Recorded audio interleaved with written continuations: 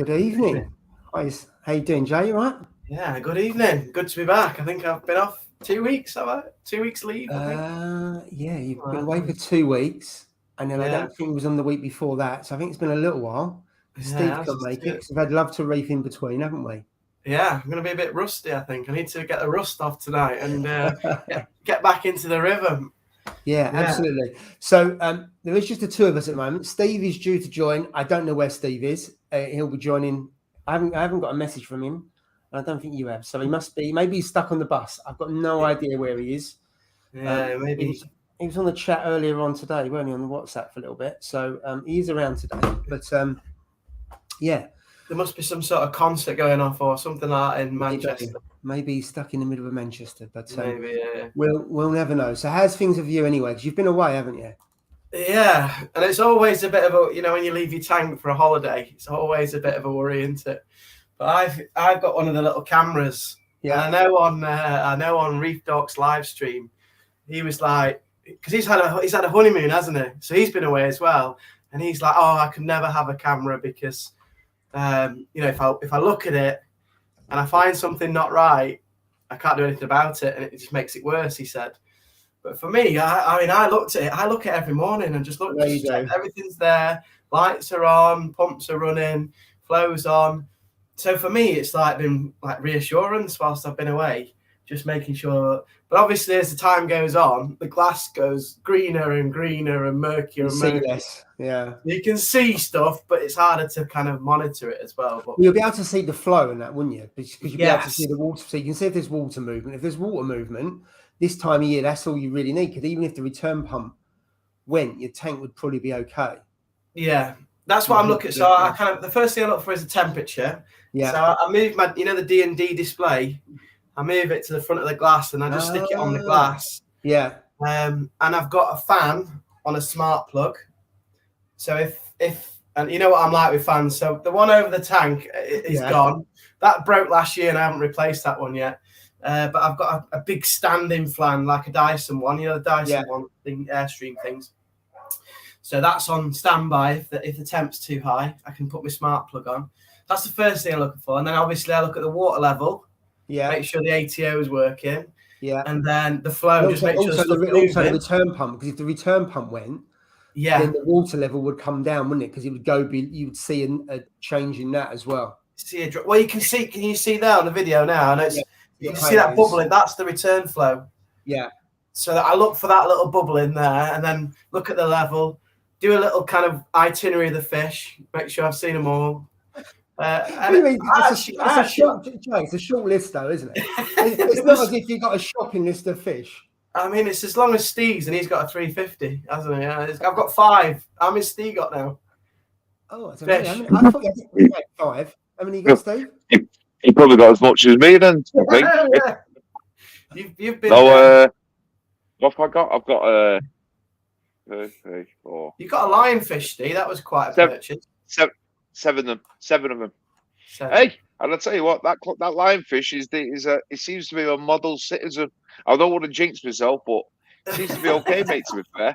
He comes out for his little bit of spot of lunch, a little piece of prawn and stuff like that. Yeah, sometimes I treat him to a little bit of squid and stuff like that. He goes munches on it and then goes back in his cave. Yes. So he's quite happy, mate. He does his little thing, but yeah, they're not very they're more nocturnal animals. I think they're more nocturnal. Yeah, they're more of they're a predator, aren't they? So they're going to come out when obviously they can't be seen, aren't they? You know what I mean? In one sense. Yeah. So they can become lunch. So I think it's just instilled into the genes. So yeah, they come out. It comes out just as the lights are going out, and then once the lights are out, then you see him swimming about. You know what I mean? Looking for food. So yeah, bit boring, but waiting for something to go past that's small, and then they just they launch for it. Exactly, yeah. Well, I usually get me I don't feed him every day, feed him every 2 days. Yeah, but no, proper, proper shrimp. Yeah. Yeah. Yeah. And I just basically dip it in and flap it around a little bit as if it's alive, yeah. And then you see him going up to it, and he just goes. And the speed of him. Have you ever seen one of them eat food? In the blink of an eye, mate, they're gone. You can't even catch it, can you? Can't see it. Can't see it, mate. You just let go of it, and he just goes, boom, and it's gone. And you're like, what the hell? You need to and then the next thing you know, try and get, you know, the swims off. slow motion camera. Oh, I know, yeah. Yeah, you could just get it on that. That'd look unreal. I think even on a slow motion camera, even like the ones I've got now, I don't even think it'd catch it. I think it would. The iPhone is good. You've got the iPhone. Have you got the iPhone? No, I've got the Galaxy Fold. You know, the Fold one, the new one. Oh yeah, really good camera, but like 8K and all that. It does 8K and everything. Really, I think it. I'm not sure if it does like 240 frames. You know, the slow mode. It might do. I've never really looked into it. So, but yeah, it would be good. But like you said, it only comes out at night time, so it'll be in the evening. The lights will be off, so it's whether you'll see it properly. But you know what? It's going to be hard. We could try. We could try. Yeah. But yeah, so we've just been talking about Jay's holiday and what he's been doing, the camera and setting all that up. And the usual. I was just like the debate about having a camera or not having a camera. And for me, when I've been away, it's just reassurance. You know, I can see the flow, I can see the lights on, see the temperature, and then I have like a good day. Then I don't know if I could go 7 days not knowing how it's getting on. Like every day that passed, I'd be like, "Oh, is it all right still?" At first, I thought, like, to be honest, at first when you did it, I thought like it's a bit of a gimmick. You know, at first I thought, oh, it's not going to last. You know, like finger. But then in reality, what you're saying is quite correct in the sense of like really, I think I might get one, but I might get one on my shelf. You know, pointing down. Yeah. My shelf is over in the corner over there, and I'm pointing, looking at it, and that way. I can see if there's movement of flow on the top, you know, if anything goes out. Yeah, that's it. But you can see from the front though, can you? Because because of the water movement, you can always get a little stand, put it on top of the stand, and then have it pointing in there, just like Jay's. Because let's face it, if his return pump was off, you'd see the water level go down. The flow wasn't there because you can see the shimmer as well, can't you, from the lights. And he was saying the DD temperature at the front, so the camera picks up the temperature as well. Do you have someone come in and feed though, Jay? You do, don't you? Feed the tent? No, so I use just the old-fashioned Eheim rotation. Yeah. So I use that for 7 days. It seems fine, and it drops right over the return flow. So it like as soon as the food hits the water, it like mixes it up. So some of it goes to the bottom. It's not ideal. I mean, obviously, I'd like to have some meaty foods going in. Yeah. But for 7 days, they seem good to go. But my mother-in-law, on the last big holiday I had, the 2-week one, she did come over and she did put some mysis in there. But yeah, generally used the little Eheim one. If I was buying one though, I'd buy the new Reef, the Reef factory version of it. But because I've already got the Eheim one, I'm just going to stick with that because it's pretty good, to be fair.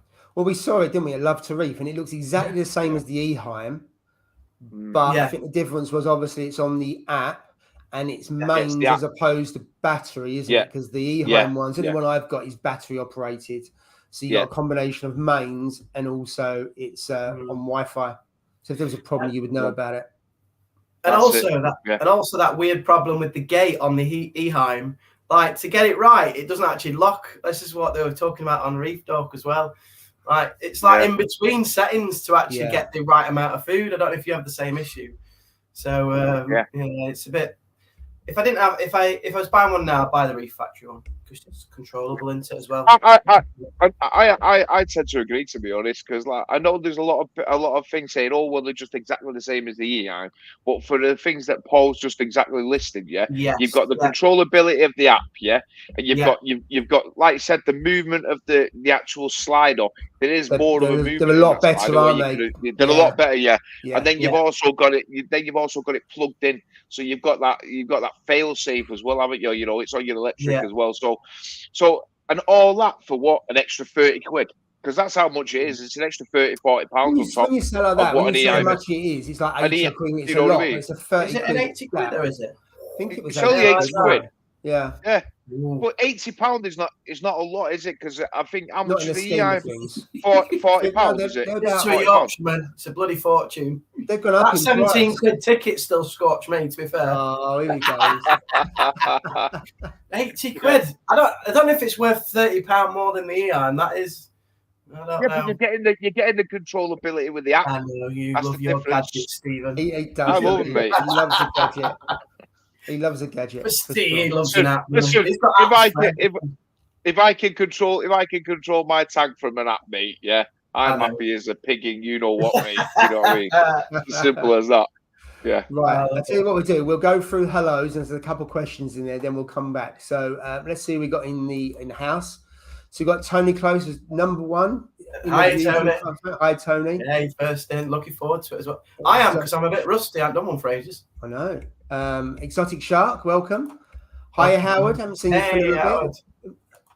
Hi, Stefan. How you doing? Hi, Stefan. Hopefully, he's got some lovely corals of Stefan in his mixed reef. Oh, it has, yeah. And also, he sent me some pictures of the peninsula as well. The same one as mine. He's got Goniapora, all that. Looks really, really. Yeah, he's got a maze balls Goni, which is what I want. Yeah, he's got one of them. They look nice. Absolutely.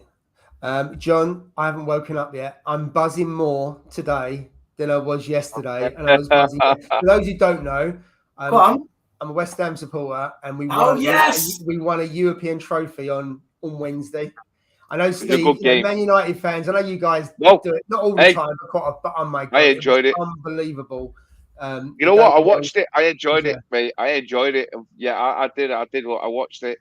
I just about finished work, and I think I missed about 10, 15 minutes of it. But I watched it, and you know what? Fair play to them. You know, they deserved it, and yeah, what a great game back and forth. I really enjoyed it. And to be honest, I can't stand the Hammers, but you know what? I could stand them that day, mate. I was like, you know what? I prefer to see an English team win over a foreign team, so that's the way I look at it. You know what I mean? Always. So up the Man City then, Steve, in the next one. What about Saturday? Well, this is another thing, yeah. I cannot stand City, mate. But you know what? We're looking at Milan. It's either Milan, the Italians, or is it the British? You know, I'm gonna go with City. I hope City beat them, and to be honest, as much as I can't stand them, you know what?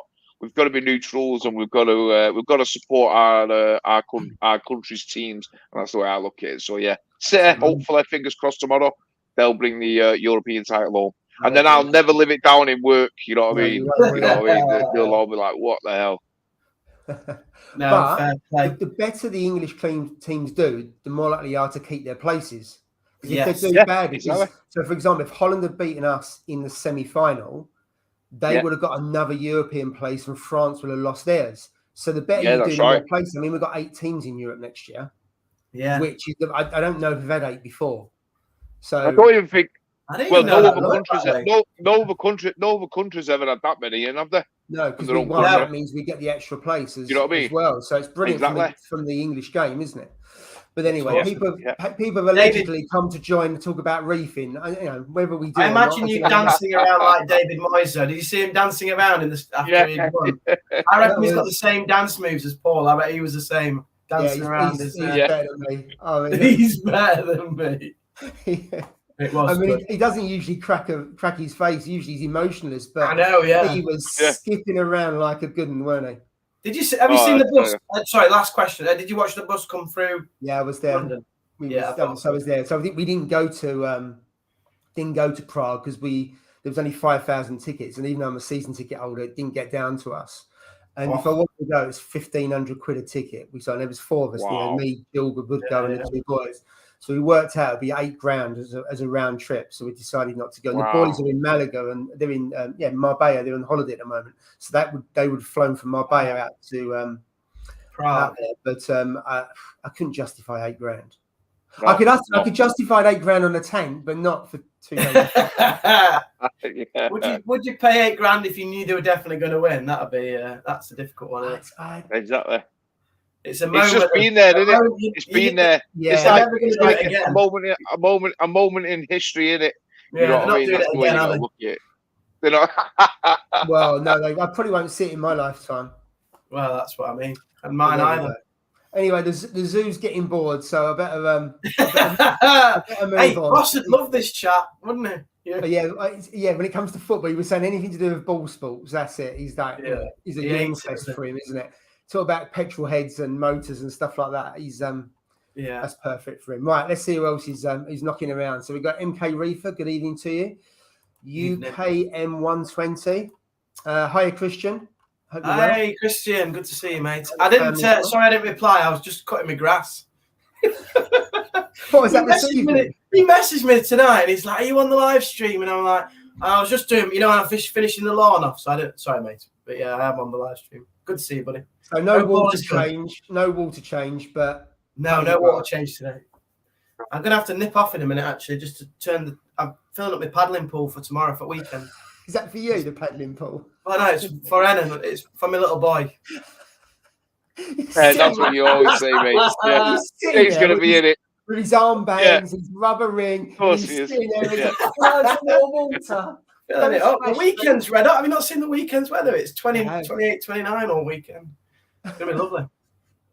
Not good for reef tanks, though. That should be all right for a couple of days. Yeah, it should be all right. You'll have the fan back on, wouldn't you? The fan will be out. Yeah, absolutely. Right. The skids is in the house. There's Drippy. What's Drippy up to? Everyone, let's rev up the reefing passion wagon and bomb it down to the Friday freeway. Do you know what he reminds me? The way he talks is Russell Brand a little bit. And obviously we met him, didn't we? Russell Brand. He's as mad as him as well, I think. He's as mad as him. He's funny. You know what? Top guy. Really good guy. When I walked up to Love to Reef, I was doing a bit of video filming. And he's like, "Hiya, Jay!" Like shouting, and I'm like, "Who the freaking hell's that?" Made me jump out my skin, and he's like, "Oh, it's Drippy." Mate, he's full of personality, that guy. He's a brilliant lad. The zoo's in the house. The zoo. Are you on the road? Yes. Are you in bed? Are you in the living room? Where are you watching us from this evening? In a lay-by? Let us know. Which part of the world are you in? Absolutely. Checkers Reef is in the house. Reef 2160, good evening to you. Evening, Reefer. Hiya. Evening, mate. Right, here we go. Just going down to see who else we got. Full house of regulars. 1-1. Good evening to you. Good to see you. 1-1. Marek P. Hi, Marek. Rigsby. Rigsy. Yeah, good evening to you. Rigsy 60. Scott waiting all day. Yep, Scott. Nice to see you, mate. Even Scott. He should be a salesman, that guy, by the way. Oh my Scott, God. why? As he just takes you around everywhere. He's like, "We should buy this, get this, buy that, buy this." I thought he was on commission when he was there. He's like, "Oh, come and have a look at this coral, Jay." And I was like, "All right, have a look." Mate, he just picks stuff out. He knows his stuff, he does. But yeah, he was trying to make me buy everything. Yeah, he does. Yeah, he's very knowledgeable. Yeah. Very knowledgeable. You got no room. You got no room now, have you? No, I'm full. I'm a full house here, pretty much. Yeah. The zoo had to change his lights by the looks of it. So Max spec razor, spec the dummy yesterday. So I had to raise my piggy bank for 2 Hydras 32. Can't afford Radians. I don't make that. It's a fair point. Listen.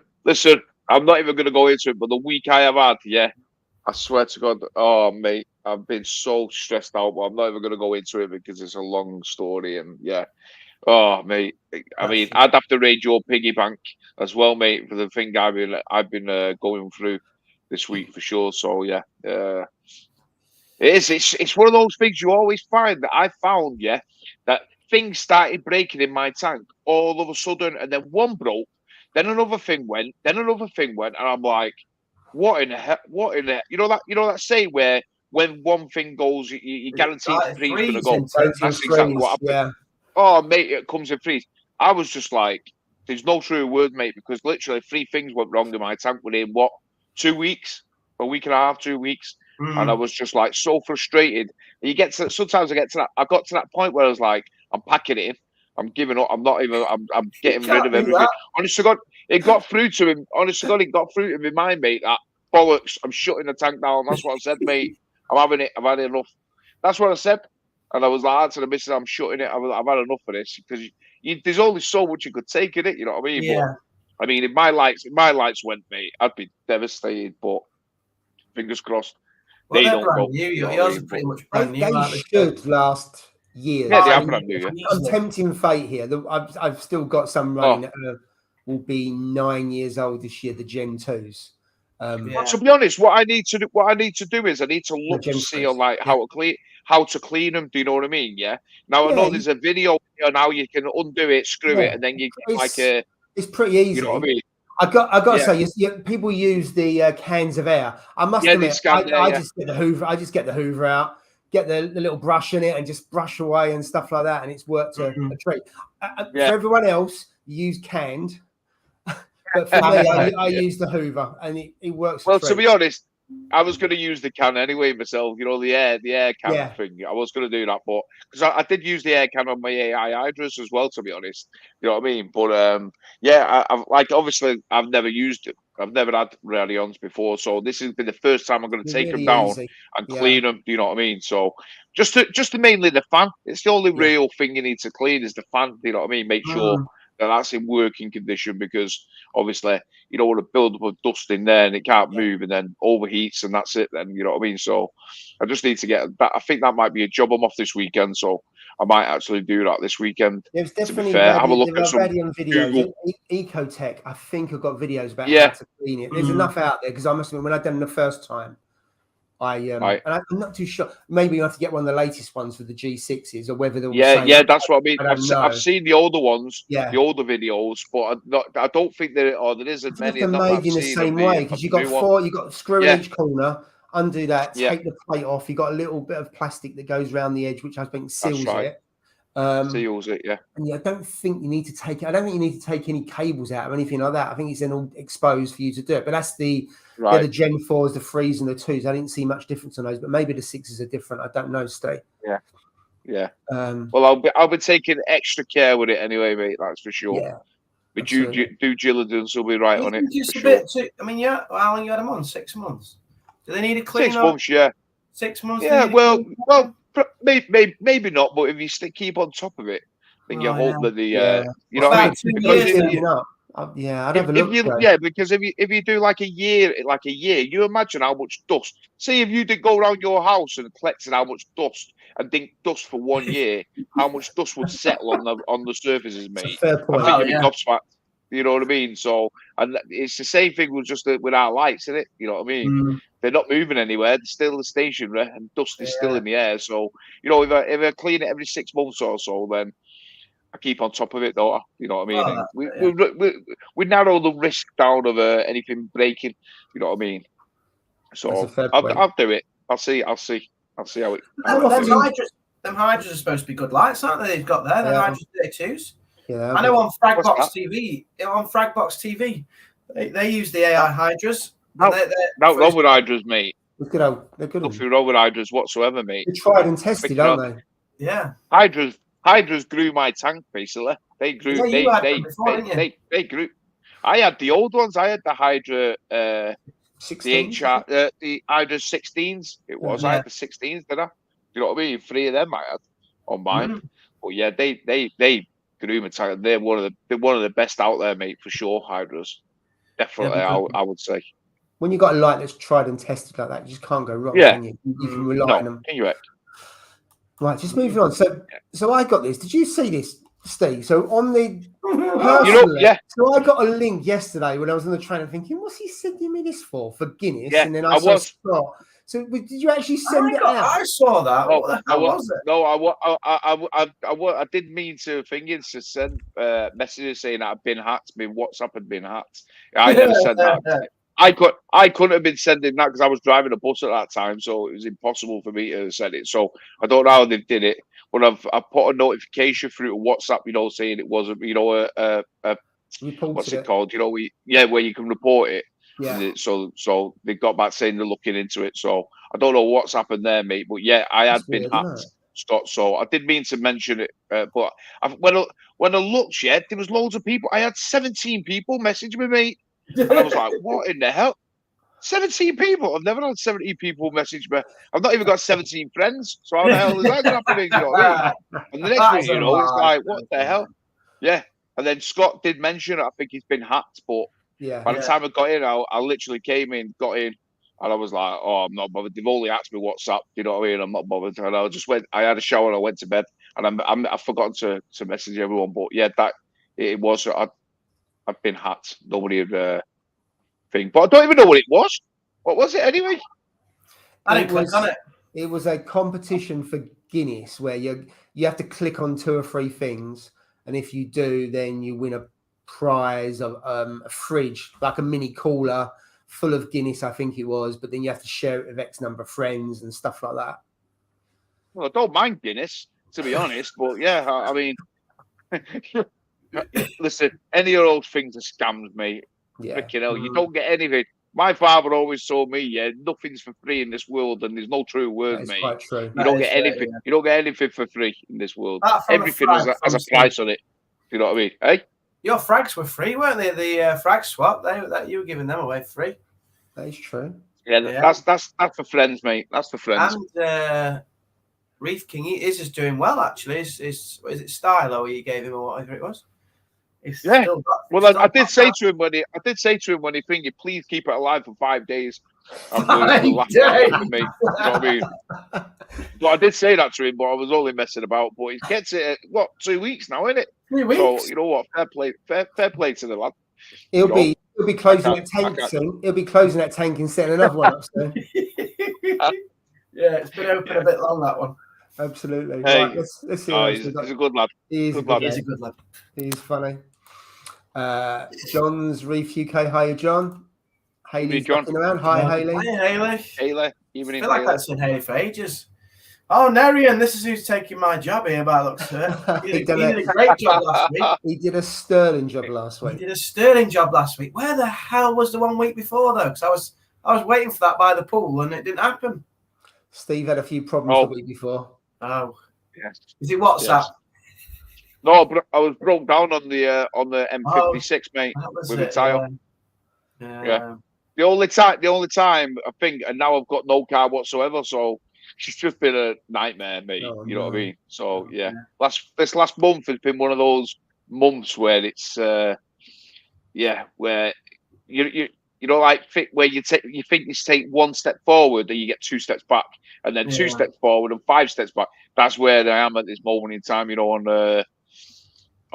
that front. But we'll get there. I said to the missus, we'll get there, and we will. Stay positive, mate. The 3 bad things followed by 3 good things. So absolutely. That's the way I'm thinking, mate. Got to think positive. That's it, mate.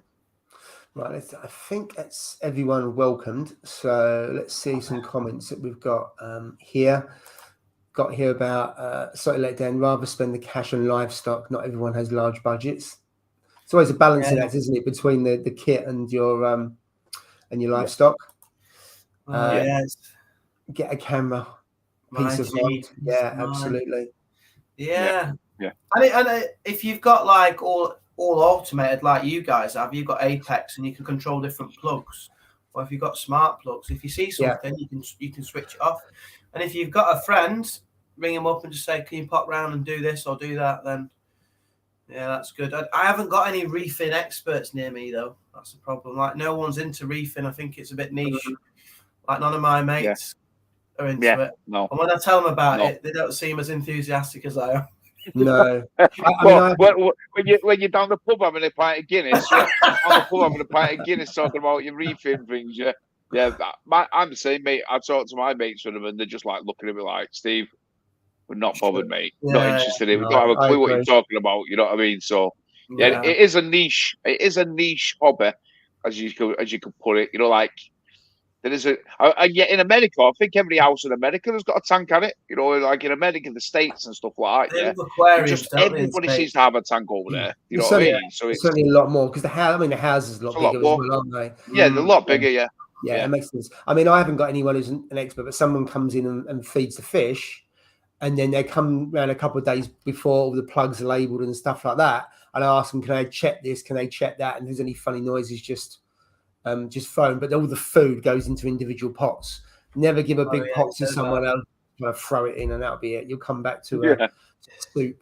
Phosphates at 1 or something ridiculous. Yeah, absolutely. Because they look hungry. That's always the excuse. Right. So we've got a question here from Techers. Quick question for you guys. What is the best way to reboot a reef tank? I think it depends why you rebooting it, I would ask. Yeah. What was the problem? Yeah, exactly. What is the problem? Because then, do you do a full reboot where you strip it all out and start again? But also, have you got loads of corals as well? Yeah. So what you're trying to do? Because if you've got some people reboot because they've got aptasia, that's quite tough. Because you would say ditch all of the rock, but then you have to be really careful on the corals as well, because Aptasia can easily stay on the corals. So that's quite a hard one. And then some people, because of green hair algae and stuff like that. Green hair algae, and some people buy I've seen some people buy secondhand rock from people. They put it in their tanks and they just have a massive outpouring of phosphate and nitrate that's been built up in the tank, because the people have closed their tanks down, they've neglected them. So the rocks have absorbed all of the nitrate and phosphate. So it depends what the reason why. So I don't know if it says later on in hopefully he lets us know. I mean, what they tend to do, and what I've seen happen, I don't know, it has been quite successful, I think, on some people's like YouTubes. I can't remember which one it was. Was it Blue Marine Tank or Blue Tank or whatever it's called channel? He kind of did a reboot. He changed his sand. He kept the same biomedia, obviously put that back in, kept it wet all the way through, put that back in. And I think he used most of the rock again back in. But so why did he reboot it, or was it an upgrade? I think I can't remember if it was an upgrade. It might have been an upgrade, that one, rather than a reboot, actually. Yeah. It might have been a tank transfer, actually. But he used new sand, but he used same rock and he used the same biomedia. Yeah, because that way you've got less chance. What's that? You've got less chance of it crashing if you're using all the, because you've got all the bioload in there, all the bacteria. I think a lot of the tanks that I've seen with people rebooting the systems is due, and I would probably say the majority of it comes down to air algae and Aptasia. Yeah, because once Aptasia is in your tank, and it's on that rock, it's so hard to get out, even with peppermint shrimps and stuff like that. Once there's an infestation on them, and then when they grow super huge, they sting your coral, they murder your coral, they do everything. And in the end, people just get that finger like putting coral in because they always get killed and stuff like that. In the end, they just say, you know what, get the rock out, put new rock in, I mean, there's a lot of debate in there, live rock or this new set, or should we get like dry rock, or do you get like, this artificial rock, this, that, and the other. For me, I started with I had the Calypso. Which is still in my tank, which was in my 170. I had the aqua roach, the aqua roach stuff, I had that first, I had that in my 170. Then I just transferred that. Ceramic? Is that ceramic? Right, it's the towers, like isn't it? Yeah, like the towers, yeah. And I had that, a piece of that in my tank. Well, whatever you seen in my 170 on my very first videos, that is aqua roach. And then I transferred it into there, and it's still in there now. And all I did was I added the Calypso, to it and stuff like that. I just added Calypso. But in my tank, which people don't understand, is basically the smaller pieces. It's not one structure and it's not joined together. So in theory, it could realistically, if you wanted to, the only thing that stuck it together is the coral now, because they've fused on it. Do you know what I mean? Yeah. If not, before the corals were tiny flags, I could go like that and lift a piece off, move that piece, move this piece, move that piece, move the arch. And I could move it. You know what I mean? It wasn't stuck down. You know what I mean? So for the case, for an ideal case, if God forbid if we had to remove something because it had an infestation or something, like you said, Aptasia or something, I could just take that piece of rock out, you know what I mean, and leave it and then replace it with something else. You know what I mean? But it is a tough one. You've got to reboot a system. I've seen a few people do it. Yeah. Some go good, some go bad. You know what I mean? To be honest, you know what I mean. My mates didn't work out very good. To be fair, but that it's just one of those things. It's a tricky situation. You really need to. Is it necessary? Is there not chemicals that you can use to get rid of it, or whatever you've got the problem Depends with? what it is, because green hair algae you can use. I can't remember what it is, but you can use it. The only thing with that, because I've done that before, I tried it, is that it kills in about a few days. It turns all the algae white. The issue you have then is that you have a massive spike in nutrients, because the algae that was filling the nutrients is now dead. So you then got to do a big water change, and you've got to try and keep the chemistry as balanced as possible. No, I agree. So that's the issue that you've got. So anyway, this is what Tech is saying. He's bought some cleanup crew. 2 weeks later, white dots started to pop up on rock. So snails that, put it. Yes, I don't know what's the white dots. Could be vermin. It could be snails, that mate. It could be vermin snails. I've got hundreds. Oh Hundreds yeah, in my tank. I have loads on the floating aquascape. Hundreds Loads of snails on Loads of them, on the mate, glass. yeah. They don't go onto the rock work, but they Yeah, that's spawn right. and they're all around the glass. All over the glass. Yeah. In my sump, you can't hardly see my sump through the sump because there's hundreds of those white dots. You know what I mean?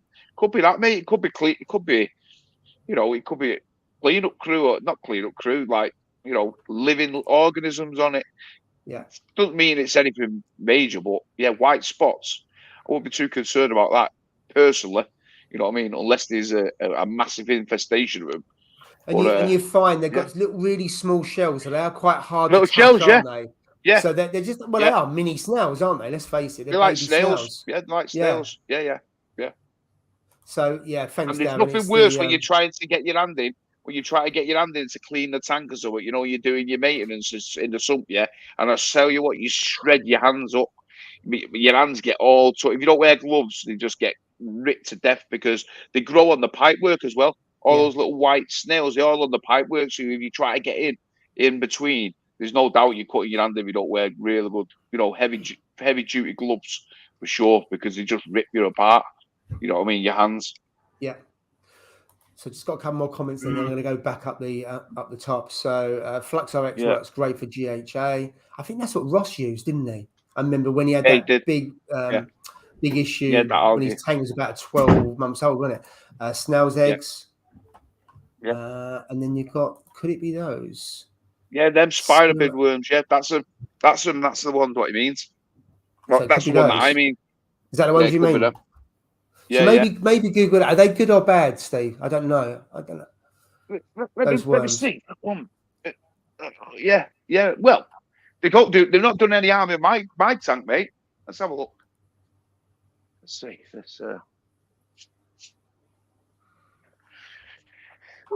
Let me see if they look like this. God, let me see, make sure that I'm. Let's take that off. Let me see that. I'll see if do they look like this, like those white things here. Do they look like them white things there? See them? Just it's a little bit blurry. Just take the camera back a little bit. It might. There we go. Let me mind up something. I have hundreds of them. So techers, do they look like that? I just have hundreds of these things. These are spiral worms or whatever. So Jay, we're looking at Steve's son. We're looking at you dirty git. What's this here, Steve? That's his son. They've got more. There's more life in the sump than there is in the tank. Jesus. Exactly. Yeah, but you know what though? That's what's beneficial to my tank, mate. That's what's making my tank survive. You know what I'm saying? Simple. Yeah. Well, them spiniard worms. Is it spiniard worms? Yeah. Spider bid worms or something like that. Yeah. Something like that. Yeah. It's part of it's natural, mate. Clean up crew. Yeah. Yeah. Wow, it's all happening there. What have you shown us some? Have you showed us some vermiters? What do vermiters look like? Have you got some there that you can see? No. I don't know what vermiters look like. Don't you? Google it. Google it. Yeah. I'll Google it. I just thought. Once you get that, I think they're probably the hardest ones to get rid of. Because with Aptasia, you can easily replace them. Not saying anything. Just need to spot that. I've got my Cookie Monster keps on. Just shoot. Just spot that, mate. I tell you. Cookie Monster. Yeah. He's dressed up. Cookie Monster pajamas on, mate. You're right. You're going in and out, Steve. You're going in and out. What do you mean going in and out? Yeah, no, he's going really fast and then really slow, and he's going breaking up a bit. A perfect day, look on his. Okay, No. That's because you moved. Yeah, it was working well. Yeah. Should never move, Steve. No, I shouldn't have. Oh, you idiot. I think someone's saying those worms are nothing like it. I like that, Steve. Okay.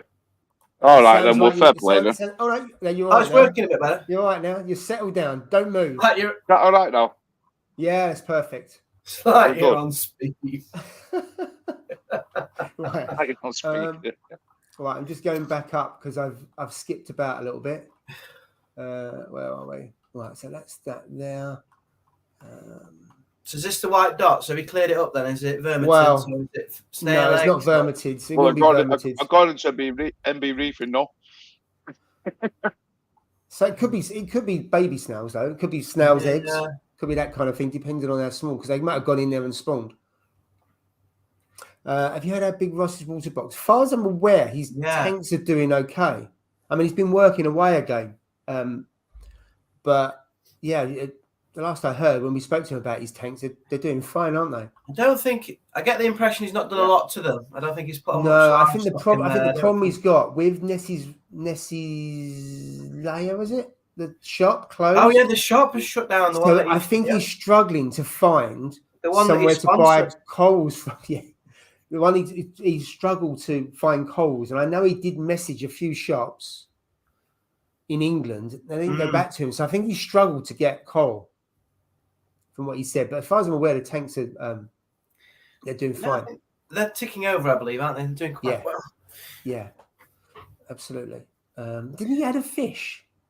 I thought we added some fish to it. Yeah, I can't remember. I thought we did. Yeah. There you go. Into Milan, Steve. Into Milan. Where's my Guinness? Shame on you. Yawn. This is obviously the earlier conversation. Hi, Dane. Hey, Woody, you all right? Right, where we go? Let's go down. There we go. Got another copper band and Royal Grammar delivered today for my birthday. Many happy returns for yesterday, John. Yeah, copper band. John. I'll tell you what, Royal Grammar. I love Royal Grammars. I think they're lovely fish. Happy 80th. So peaceful. Fix. He's 80 today. He's John, isn't he? I thought it was. Is that 80? No, he's not. He's not. He is. He is. He's 80, I think. He's going to give you some feedback in a minute. Yeah, I hope the copper band's doing well. I know he's had a bit of trouble with the he has. band, hasn't he? But yeah, and the zoo is in his own bed. There we go. Oh, nice, nice. With the telly, I'm assuming at the end of the bed. Telly bed always. Yeah, poshing it up like Steve in Manchester. Oh, there we go. New tank transfer tomorrow. Oh. Any tips? Now Darren's done that recently, hasn't he? As well, and I think Darren's put some comments in there. So I think make a list of all the things you got to do, all the things you need to get all that ready. It depends where the tank is as well. Tank transfer. It's a lot easier if your new tank's on the opposite side of the room, because then you can just transfer over. And I'll have two tanks running, but if it's in the same place, it's a bit more tricky, isn't it? And it really depends how much coal you got and other things like that. So I have lots of containers, lots of towels ready. That kind of hand to hand. Hopefully, someone else is helping you. Yeah. Trying to think what else. Some bacteria to throw in as well. It also depends if you transfer everything over in one go, doesn't it? Yeah.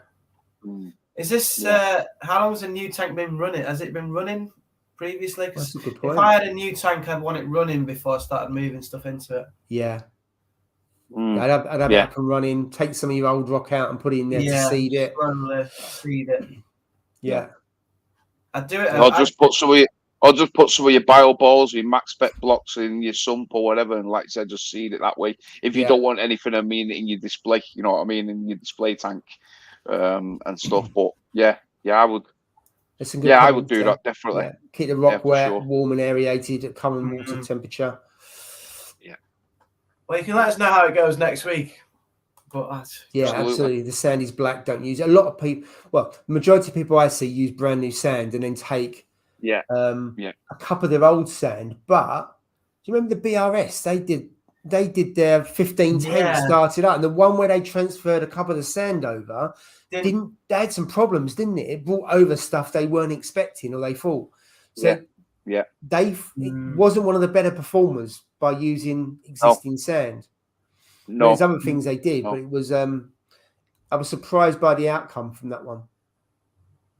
It also depends on what sand you use, doesn't it? You know what I mean? Really, in theory, you're using the live beneficial sand, like the Carib Sea live the Fiji pink and stuff Yeah. like that, yeah, then it's already got the biodiversity in there. It's got the life, hasn't it? Already in it, yeah.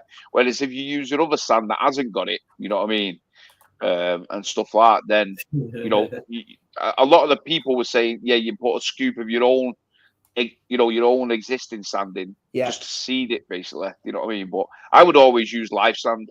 Me, to be honest, if I was ever doing anything with a tank, always use a live sand. Me now, I would never if I was doing a transfer into a bigger tank or something, maybe then, yeah, there's no doubt I would use live sand. But all brand new stuff. Yeah, with the experience I had with this tank compared to the previous 2 tanks, where I've used the live sand, I was basically didn't need much sand for this. So I was just cutting corners basically, and I think I had a big difference using just completely dead sand, whereas the other 2 I used live sand and they were fine. So it could have been something else. I may be wrong, but based on that, the only thing I did different in the way I usually cycle tanks. Yeah, it had a big difference. So for them, I wish I had bought the live sand, or it would have cost a bit more money, and I would have wasted some sand as well, because a big bag of that would have been like, I could have had the sand eels if I'd put a bag of that in. The garden eels, I'd love garden eels. Yeah, I know. I had enough sand at one point when I had that Pico set. Remember that? Yeah, I had enough sand for them. You had enough to fill half the tank. You can't buy little bags of sand though. Have you looked? You can't buy them. They come in standard sizes. Yeah. They should make a Pico pack, shouldn't they? A Pico pack of like a Pico pack, like sand, sand, a Pico radiator, or Pico radiator, a Pico heat, or Pico, wave maker. They should be, shouldn't they? Like a smaller pack instead of, like you said, you've got to buy a £10 bag. I don't think a Pico tank should ever happen on a marine aquarium. They don't work. They don't work. Well, Ross is still. I think Ross has still got his up and running. No, he's not. No, he's not. No. Is he not? Is he? Yeah. How can he keep it going that long? No chance. I don't believe it. Well, I'm going to message him after. I think I'll get him to put some pictures on there. I'm sure. Yeah, exactly, I think he has got it running. 2021. Well, I'll tell you what. If he has, fair play to him. Mine's still doing well. Yeah, yours stood the test of time. It's in the garage. The aquascape looks absolutely perfect. It's immaculate. How's the KH keeper doing? Is that up and running yet? Yeah, that's faultless. That's a good point. I was supposed to. I said I would set that up by the time Love to Reef. I did start, and then I lost interest. So I need Paul. You need to do it, please.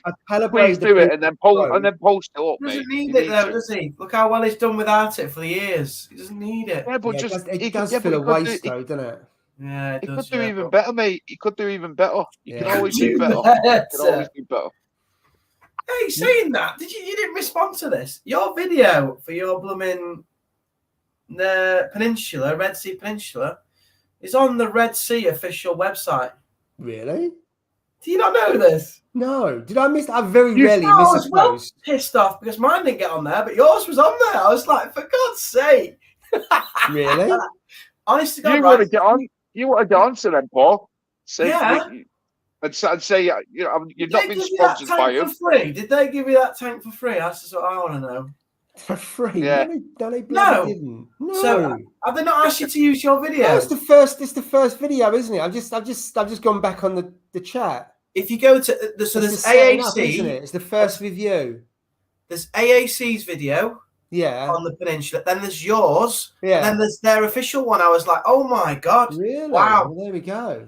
On the official Red Sea, because I was looking at the Nano range again, and yours was there. Well done, mate. Did you not know it was there? No, I didn't have a clue. At least you had some bloody views on that video. I've had quite a few views on that one, to be fair. I can see, yeah. And obviously Red Sea think it's damn good, so well done, mate. Well, there we go. The official video for Red Sea. I'm chuffed with that, yeah. No, I'm not getting any royalties, or I didn't get the tank free. Do you think I should try and get an auto top-up or something? I did not ask permission. They must ask permission to put it on their website. Yeah. I don't know anything about it. Well, I do now. Well, you do now. I contact them and say, yeah, I'm struggling with me. I'm struggling with my ATO at this moment in time. Any chance that I can have a new one by you guys? See what they say. Yeah, they're not out yet. They're still not out in the UK, are they? They're out in the States, but they're not out in the UK. Just say, that video you put on about the peninsula, my wife Jill doesn't like it. Can I have the 5 foot one for free now? She thinks it's says too this small. One's too small. It's absolutely popsy. You can't get any fish in it. It looks rubbish. I mean, she's not a good advert for the Red Sea nanos, is she? Everyone she meets, she tells how she hates it and just wants a 5 foot tank back. But there we go. One day. It's all about the nanos. If you want to stay in the hobby and you just keep costs down, the nanos are great for that. Yeah. They are good. But yeah, well done, Paul. I know. Didn't even know. Yeah, well done. Fish on Red Sea marketing. Yeah, right. Okay. Was there any questions or anything like that? I missed anything. I've gone through that one. I am almost up to date. We don't. Grumpy Reefer, enjoyed Reef, love to Reef the other week. Thank you. I'm saying goodbye to all my SPS tomorrow. Now I'm a torch addict. Yeah. Did he get a torch from you, Jay? Yeah, he got one of my Dragon Souls. In fact, he got a Dragon Soul and he got an Indo Gold. So I got 2, didn't he? Yeah, he got 2 from me. So I really appreciate him buying them, obviously. So that was nice of him to do that. And I hope he's enjoying them because, I mean, the Dragon Soul in particular is just stunning. It's a really nice torch. So I hope it's going well for you, mates. And Love to Reef was ace. I absolutely loved it, as you can probably tell from the day. I was buzzing about the whole thing. Yeah, I must admit, I was buzzing for a few days after with how it went and stuff like that. It was really great. It was great to see the people. Great to see the products on offer. Yeah. And I think you've got something with that. I do genuinely think you've got something good with that. Yeah. And that is only going to get, if you can do it, like if you have the time, obviously, it will only get bigger. Yeah, I agree. Yeah, a few people have said that. It is one of time, but also, I said last week, and to make it bigger and to more people, I need the hall next door. Yeah. Which is a bit of a problem because Slimming World's in there. So I need to negotiate. They have it every Saturday morning. They can go to the gym that week and we'll have the room. I'm glad you said. So somehow I need to get them to move to the other end of the building where we have the first Love to Reef. We'll just invite Slimming World in because they can have a look at the fish. Fish is good for your diet. Yeah. Fish is good for your diet. Well, I don't know. It's a very loose thing, but I'm just trying to get the Swimming World either coming to our event, or going somewhere else for the day. I think I'll take a different approach. I won't say eat fish or go to the gym because I think then I'm not going to be able to turf them out. What about that it's for charity, and if they're there, they're blocking the fundraising, and they will feel bad. So it's a guilt trip. A guilt trip. I don't know how you're going to do it, but I think do it. Well, you've got the perfect venue there, haven't you? For that, do you know what though? Oh my God! Right when Nerian said that he didn't go to AAC. Mate, I know. I was in stitch. You know, like, where was that? It was like it's just outside the shop. What do you mean? Where was that? His world was falling apart that he'd been, and he'd not actually seen AAC. I don't even realise it was there. You didn't know it was there, no? He went to the sandwich shop, but he didn't go to AAC. To be fair, you got to go out the door and then round the corner, but I think the vast majority I did feel sorry for him, but it was bloody funny, though. He's going to have to come again, isn't he? So at least he can visit it. Yeah, absolutely. Yeah. Get Slimming World out and let's get in there. Double room, and that'd be amazing. Yeah, absolutely. So I could put a lot more vendors in there if I can get them there and do some other stuff I want to do as well. So we will see. Yes, definitely. Drippy hasn't asked how it's going, so it's great. So that's a relief. What? The planning for 2024? Yeah, this is the first time he hasn't said it. I'm expecting Red Sea to be there next time with your new sponsorship. My new sponsorship. You've used my video. Do you mind coming to do a stall at Love to Reef 2024? Can you imagine if I got sponsored by Red Sea, the abuse I would get? Because the number of comments I see on things like YouTubers, you're just getting free stuff, and YouTubers and this and YouTubers that. Not, do you know what though? Could anybody turn down a Red Sea sponsorship? I don't know if you could you?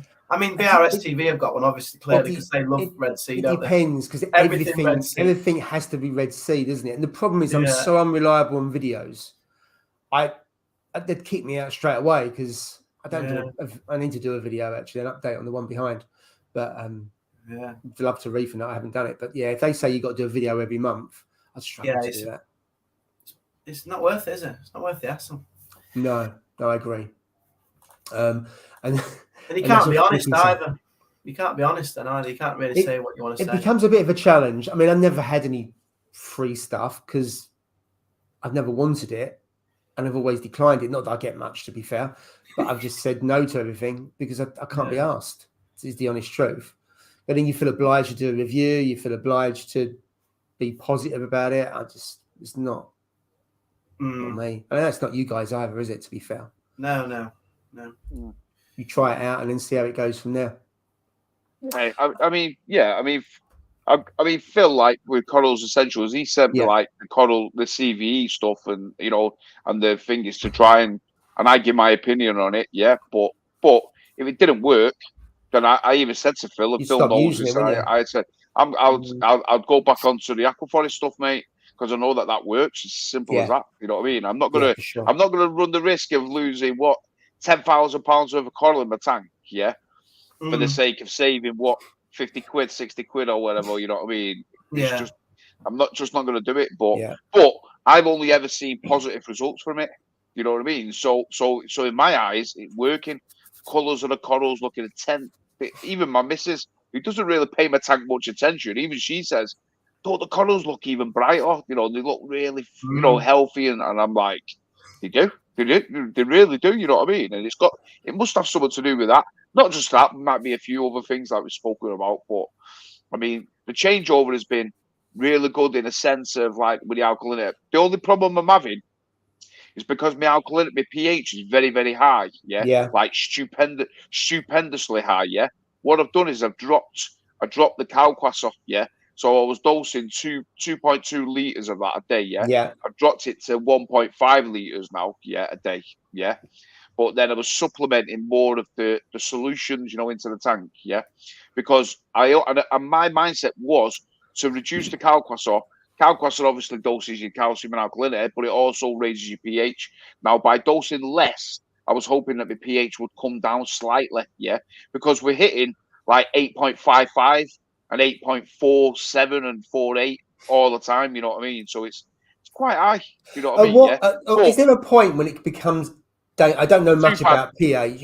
Is there a point where it goes too high and it then becomes dodgy on the corals, or does it not matter? I don't know enough about it. I don't think about. To be honest, when I spoke to Phil, he was saying to me that the coral, the coral farms, some of them they're running at like 9 pH, 9. What, to just get the that's how high basic growth is on speed to run some of their tanks, and that way they can grow it quicker, they can frag it quicker, and they got a quicker turnaround, which makes sense because that's all money in their pocket, isn't it? Well, but I mean, and not just that, but like he says, even if you look on the website, you see how healthy the corals look. You know what I mean? So it's like pH. I mean, pH is something that we don't always talk about. Really, in theory, it is a major element in a reef. You know what I mean? Which you really need to keep on top of that. You know what I mean?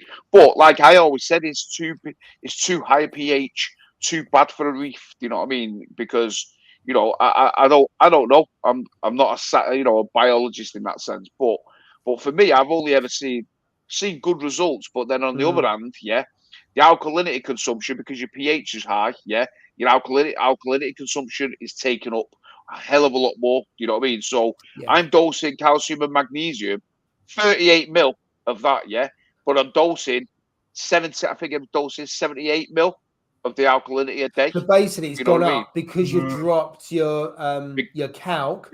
You have to substitute with something else because whilst you're trying to drop the pH, have you had to increase your calcium as well? Because obviously your alkalinity, you've had to dose more. Have you had to dose more of your calcium? No, calcium has remained stable, mate. Calcium started to rise, So obviously I thought, right, well, flip it out, I'll turn this off. So what I did was I turned the pump off, I turned the verser off, which is dosing the calcium, left it off for 4 days, and then checked the calcium, and the calcium, because the calcium risen to 470, and I was like, what in the hell? This is a bit too high. So I dropped that back down, and it came down over 4 days. It dropped down to 430. So I switched it back on, and I tested it not yesterday, the day before, and it was remained stable at around 430. So it's that's rock solid there. But the magnesium is always like 1440, 1430. Never really moves. But I like higher magnesium, to be honest. Anyway, yeah, I know 38, 1450, something like that. Quite often. 40. I always find higher mag is better. Yeah, for sure. No, I agree. But yeah, that's the issue I've had this week in my tank is like I said, it's just dialing that alkalinity, and because it is tricky with the alkalinity because that's the most that's consumed, in an aquarium. So it's just and you just don't you forget about, like, obviously with the pH, you got high pH, alkalinity consumption is going to be higher. You know what I mean? So it's just something to think about. So it is a bit tricky. It's been a bit tricky, but seem to have got it under control over this past week now. So it's that's the thing. When you reduce something, then it throws you out of balance, and then you got to calibrate them almost to get them back to where you want, because you don't know exactly how much you've got to increase the dosage to get back to where you were, because you don't know. So you've unsettled it a little bit in terms of the numbers, and then you've got to dial it back in, haven't you? And that's the the issue. Sure. Yeah. So Joe, there's a question about the sun coal. So I can see your sun coal in the background. Look at it. Look how bright it is. It's like like a chalice. So you don't need any blues for it to stand out. And that, should we have a look at it? Do you know what? I'm absolutely in love with it. Absolutely love it. Let's get a bit closer. Let me just unplug a few bits. So I didn't know much about these until I went to the Reef, as it were.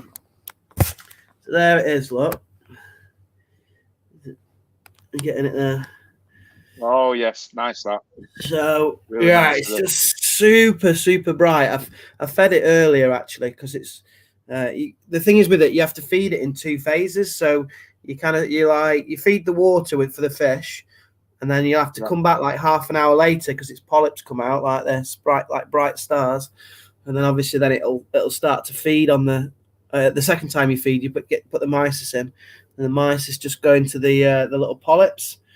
But oh my God, it's just super nice. It's interesting as well, like the fact that it's not always out, comes out for feeding, and it's been out for like the last hour or so.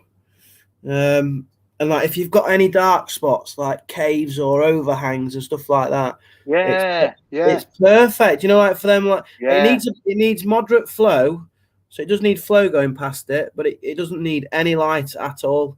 So like that little cave area there is perfect for it, really. And then, to be honest, because I have that cave, underneath the ledge, which is I always find to struggle to put anything in there, and you just see like a big dark hole, and that's just because there's no light getting to it. But like you said, something like that doesn't need light, or doesn't need as much light. Something like that would look really good in mine, I think. But are they only in orange though, or is there different colours in these things? It's called the sun coral, so they're always orange and yellow.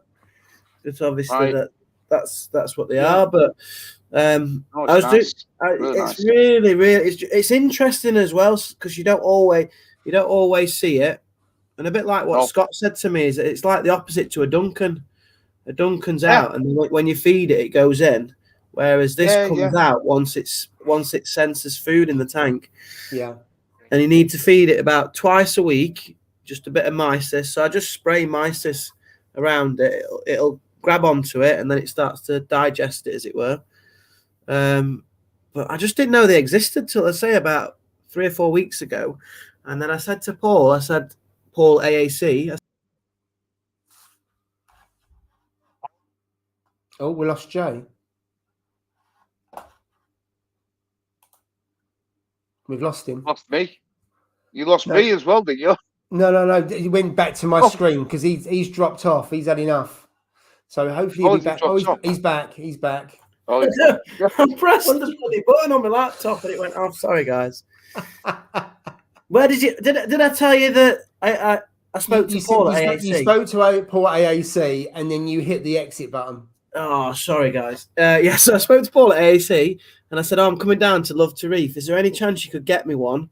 And he was like, "Yeah, I'll try my best because they're not as easy to get hold of." Anyway, when I went to see him, he was like, "Oh, I've picked you one out, mate. You'll really like it." And this is it. This is the one that he got. It's quite a fair size, really. It is a But, good size, isn't it? Yeah. You know yeah, what? Really interesting, Eb, to be honest. And like you said, I mean, the more I look at it, I do like it. I really do like it. I like, got a bit obviously, I more love flow the on it, colour and actually. stuff. But It's great for like you those said, it's something spots. different in it. Yeah, Yeah, for those that dark darker spot. spots. It's Absolutely perfect in it. But you're Yeah. right in terms of the flow, because obviously they feed purely from the water column, so they need that flow, don't they, just to pick up any bits and anything that's around the tank. Have you got the shrimp? Does the shrimp agitate it at all, Jay? Yeah, so I've got the You can shrimps see here. it. Look. You can see the good red shrimp. Tentacles, Yeah, to be fair, I have to feed him before I feed the sun coral because he just goes and nicks all the food off of it otherwise. But no, it's doing really, really well. The fact that you can have it in dark shaded spots where you can't have anything else really. It just and you can see it's the blooming brightest thing in my tank. Yeah, you can see it from when you're at a distance for sure. It actually makes the chalice look dull. I know. Yeah, and that takes some doing. That is, that's right. So obviously, because I'm not on blues at the moment, I'm just on daylight. Yeah, and whites, as it were. Yeah, it's and it's in a cave, so it's not even getting getting a tiny bit of light on one edge. Absolutely, It's absolutely brilliant. Obviously, the only thing with it is you have to feed it in two phases, like I said. So you feed the fish, leave it about half an hour, then the polyps come out after half an hour, and then you feed the actual sun coral. To feed it every day, this thing, Jano? No, Paul said twice a week. Twice a week. Oh, that's good. So it's not. That's okay. So it helps the nutrients, because if you're doing it every day, you're overfeeding twice a week. That's that's so bad, what I mean. Yeah, twice. Yeah. But it's absolutely grand. It's just the shape of the polyps as well. Yeah, the way that they kind of look like, like thorns to some extent. They're like thorns. It looks really nice from every angle. It looks really beautiful. I really do like that, to be honest. And the more I look at it, the more I like. Really impressed with it. Something a bit different, isn't it? There was a guy at Love to Reef called Neil Rowland, and he actually runs an MPS tank, and he picked a sun coral. He was on the door taking the tickets, and he's I think one of his NPS tanks was actually in one of the magazines, because you don't see many people running this NPS tank. Hardly at all, because one, it's difficult. He said it's difficult to get the corals, but also you have to really watch your nutrients, because you have to feed really heavily, and also some of them are quite hard to look after as well. It's like some of the goniopora, like the ones with the red stem that have got the white polyps. They're NPS, and they're really quite hard to look after. So there's those kind of things. But he's been running NPS for a few years. But to run a whole tank like that would be brilliant. Oh, God. Yeah, just insane, absolutely mate. in love with it. So I say, you can see it's the brightest thing in the tank now. So the colour, it's just unreal. And the only tricky bit is, because you have to feed it in those two phases, it takes a bit of effort. And obviously sometimes if you overfeed to try and feed that, then your nutrients could go up in your tank. In a nano, it's probably harder. If you've got a bigger tank, it's probably a bit easier. Yeah. And you've got to have flow around it as well. It can't be in a dead spot. It's got to be somewhere where there's flow going around. It's probably going to die, because it's not going to be able to pull in the food, but then also to wash it away as well. So you need both, don't you? But it's such, and I didn't know of many people having it. It's such a cool little coral, and as well, it was £100, right? And I've bought quite a lot of coral in my tank, and most of them are over £100. And for that sort of size, I was like, bloody hell, that's really reasonable. I thought it's good. £100 for a coral's good, isn't it? Really, it is. I mean, I was in AAC earlier this week, because a few people said to me, I'd love to, how reasonable they thought the prices for coral was at AAC. And when I've looked elsewhere in fish as well, I was saying to Paul around his pricing, and he said he has, I think in relative terms, he has been bringing the pricing down compared to, I think, some others. So I've been surprised at how cheap some of those. I mean, Scott was talking about, I think you was as well, Steve, about the wild acros. the colonies and the Yeah, price of those? he had the strawberry shortcake That's one, the right. whole colony. And Yeah. I think it was like $2.69 or $2.89. It was peanuts in the sense of for a colony. We're not talking a frag, we're talking a colony of it, yeah. And it was like a good chunk. And I swear to if I had the space in my tank, that was coming home with me, mate. It was definitely coming home with me. But I knew if I'd bought it, it would have just been me burning 200 odd quid down the drain because I wouldn't have had anywhere to put it, and I'd have just messed about with it, and I probably would have ended up killing it. But I mean, but yeah, the collar is really, really reasonably priced. But even the frags, though, mate, really good high-end coral frags. Do you know what I mean? Yeah, £40, £50, £60. You know, these things which were going a few years back, £100 a frag, you know, and stuff like that. So, you know, for the how can we put it? Not the better corals, but the more sought after corals. You know what I mean? They were going for stupid prices years ago. Now it is place. What I paid for that one? Was it 40 quid? Was it 45 quid? I think for that one in there, settled in perfect, mate. You know what I mean? It's gonna take time just to start to settle in. Takes a good couple of months. Get and the then colour it starts and stuff to base like that. and then it'll start to colour up. Within 3 or 4 months or so, it should start to colour up the way it wants to go. You know what I mean? Sure. But it's not dyed and it's not browned out, so that's the main thing. You know what I mean? Yeah, that can happen with SPS. Just the different conditions, can't it? Yeah, for sure. Yeah. Right, so a couple more comments. Drippy about Slimming World, ain't right next to the greasy spoon. Thanks for the guidance on the new live sand. That's good. I think this is one for you, Jay, because you did this, didn't you? Anyone run carbon 24/7? I've been wondering if it's the wrong thing to do. There's lots of mixed reviews on this. You run carbon all the time, don't you? Yeah, I run a tiny spoonful, like a teaspoonful of carbon in the back all the time, and I change it out once every 12 weeks, something like that. It's just in case there's any toxins or if there's like a dead snail or something like that I don't quite see happening. I'd put it in there just as like a safeguard. But if you put too much of this stuff in, it strips your nutrients, doesn't it? That's the issue with it. Do you use the Red Sea carbon, don't you? Because that's quite quite strong, isn't it? I've got a massive tub that's going to last me like till I die, I think. Yeah, and I've barely used any of it, but yeah, I use the Red Sea active carbon, because I mean, that's got a good rep. I mean, I use it. I don't use it very often. But if I do some fragging of corals and stuff like that, I quite often put carbon in because things start to slime up, don't they? And they might release toxins and stuff like that. So I put carbon in. That's usually the only time I put carbon in is either kind of new corals going or when I frag. Just a bit of, I just, do you know when you've always done it and it's not had a problem? So I just keep doing it. Yeah. Because I don't like change. Like everything that I've done, I've just kept it the same all the way throughout. And because I don't like change it, because I think if I change something, then it's going to go tits up. So I just leave it, to be fair. And let's face it, your tank looks superb by using it all the time. So there's an advert there for saying using 24/7. But you see very different views of people saying it damages the tank, it strips out too much if you use 24/7. But to your point, if you're using a small amount, then the risk of stripping out is not going to be there, is it? Or it's going to be greatly reduced.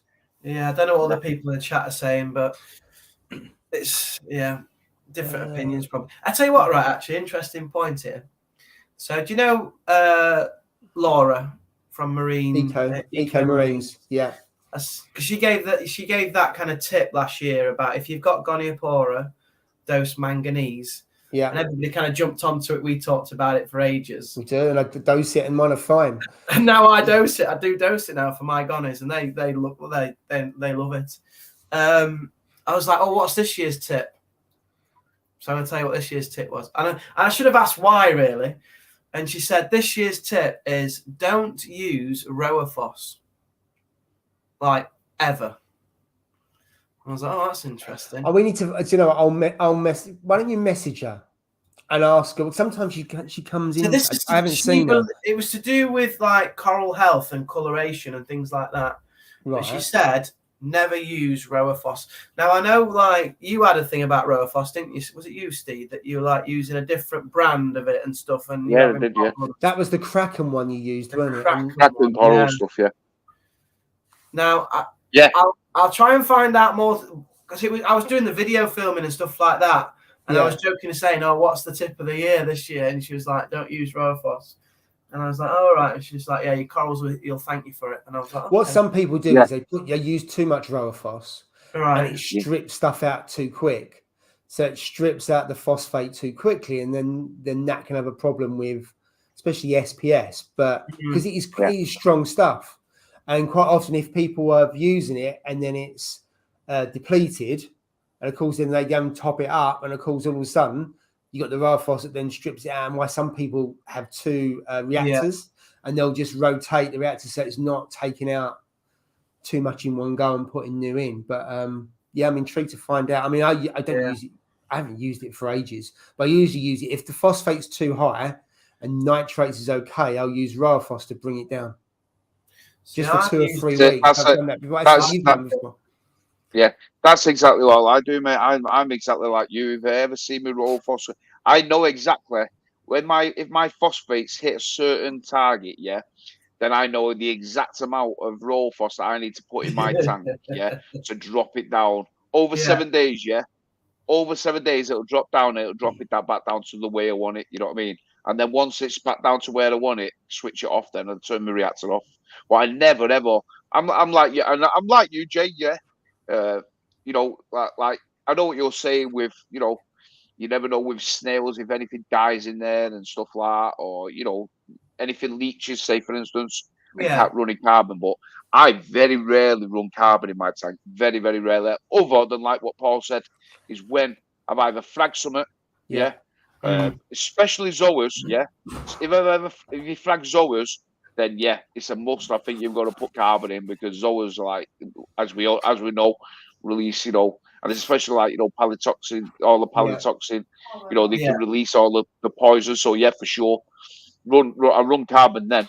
But anything else, then once it's been run for like say a few days, 2 or 3 days or something, then I know or I think that it's been taken out, then I just stop it and I never run it. But so I never run anything like that on my tank. But like you said, I don't think there's a right way or a wrong way, to be honest, because it's working for you. You run it all the time, and it's worked for me, and I run it very, very rarely. So it's working for both of us. You know what I mean? Like you said, it's working for Paul. So this isn't a right way or a wrong way. I wouldn't be that bothered. Like people talk about it like there is one way to do it. Yeah, no, it's not. Well, how do I do that? How do I do this? And I think there's lots of routes that take to the same endpoint. Absolutely, and that's why it confuses people as well, because they say I'll get lots of differing answers to the same question, and sometimes because there is lots of different ways of doing it, and then some people just so pig-headed that their view is the only view, and there's no other way of doing it, and that's what causes a lot of problems. So there's a couple of comments here. So I hate carbon. Christian, I hate carbon. Sorry, mate. He's my mentor. He is. If you look at it, he uses it to, you know, for meds, mucus from cutting, carbon remove too many desirable traces. Just when he's using, so he's using it when he's fragging and taking stuff as and when he needs to. You know what I mean? Not all the time. Yeah. Interesting about the GFO there as well. Then that's interesting. Yeah, absorbs trace elements, often stripping too many. What you've just been saying, too many from being available to corals. Since you linked to a recent study, Jay, if anyone is struggling with high PO4, just feed less. Feed less. Yeah. Thank you. Cheers. Yeah, some of them, Kristen. We're very interested in that. So he'll have a read of it when he's in his swimming pool tomorrow. Yeah, you know, with his I had to dash off the switch off. It was getting a bit full. It's starting to flood the garden. Yeah, be nice and toasty tomorrow. I'm sorry. There's a comment there about no Rowaphos. My PO4 is 0.1 on my SPS tank. I was concerned at first. I was tempted to add some to lower PO4, but why? The corals in tank and fine and growing. Fair enough. Exactly. I suppose it's just keeping an eye on it, isn't it? Because if it keeps going up, your corals will tell you, because if it goes up too high, they tend to start browning out a little bit, don't they? The SPS, they lose a bit of colour. The phosphate gets too high. especially I mean, not so much in like an LPS tank or anything or a softy tank.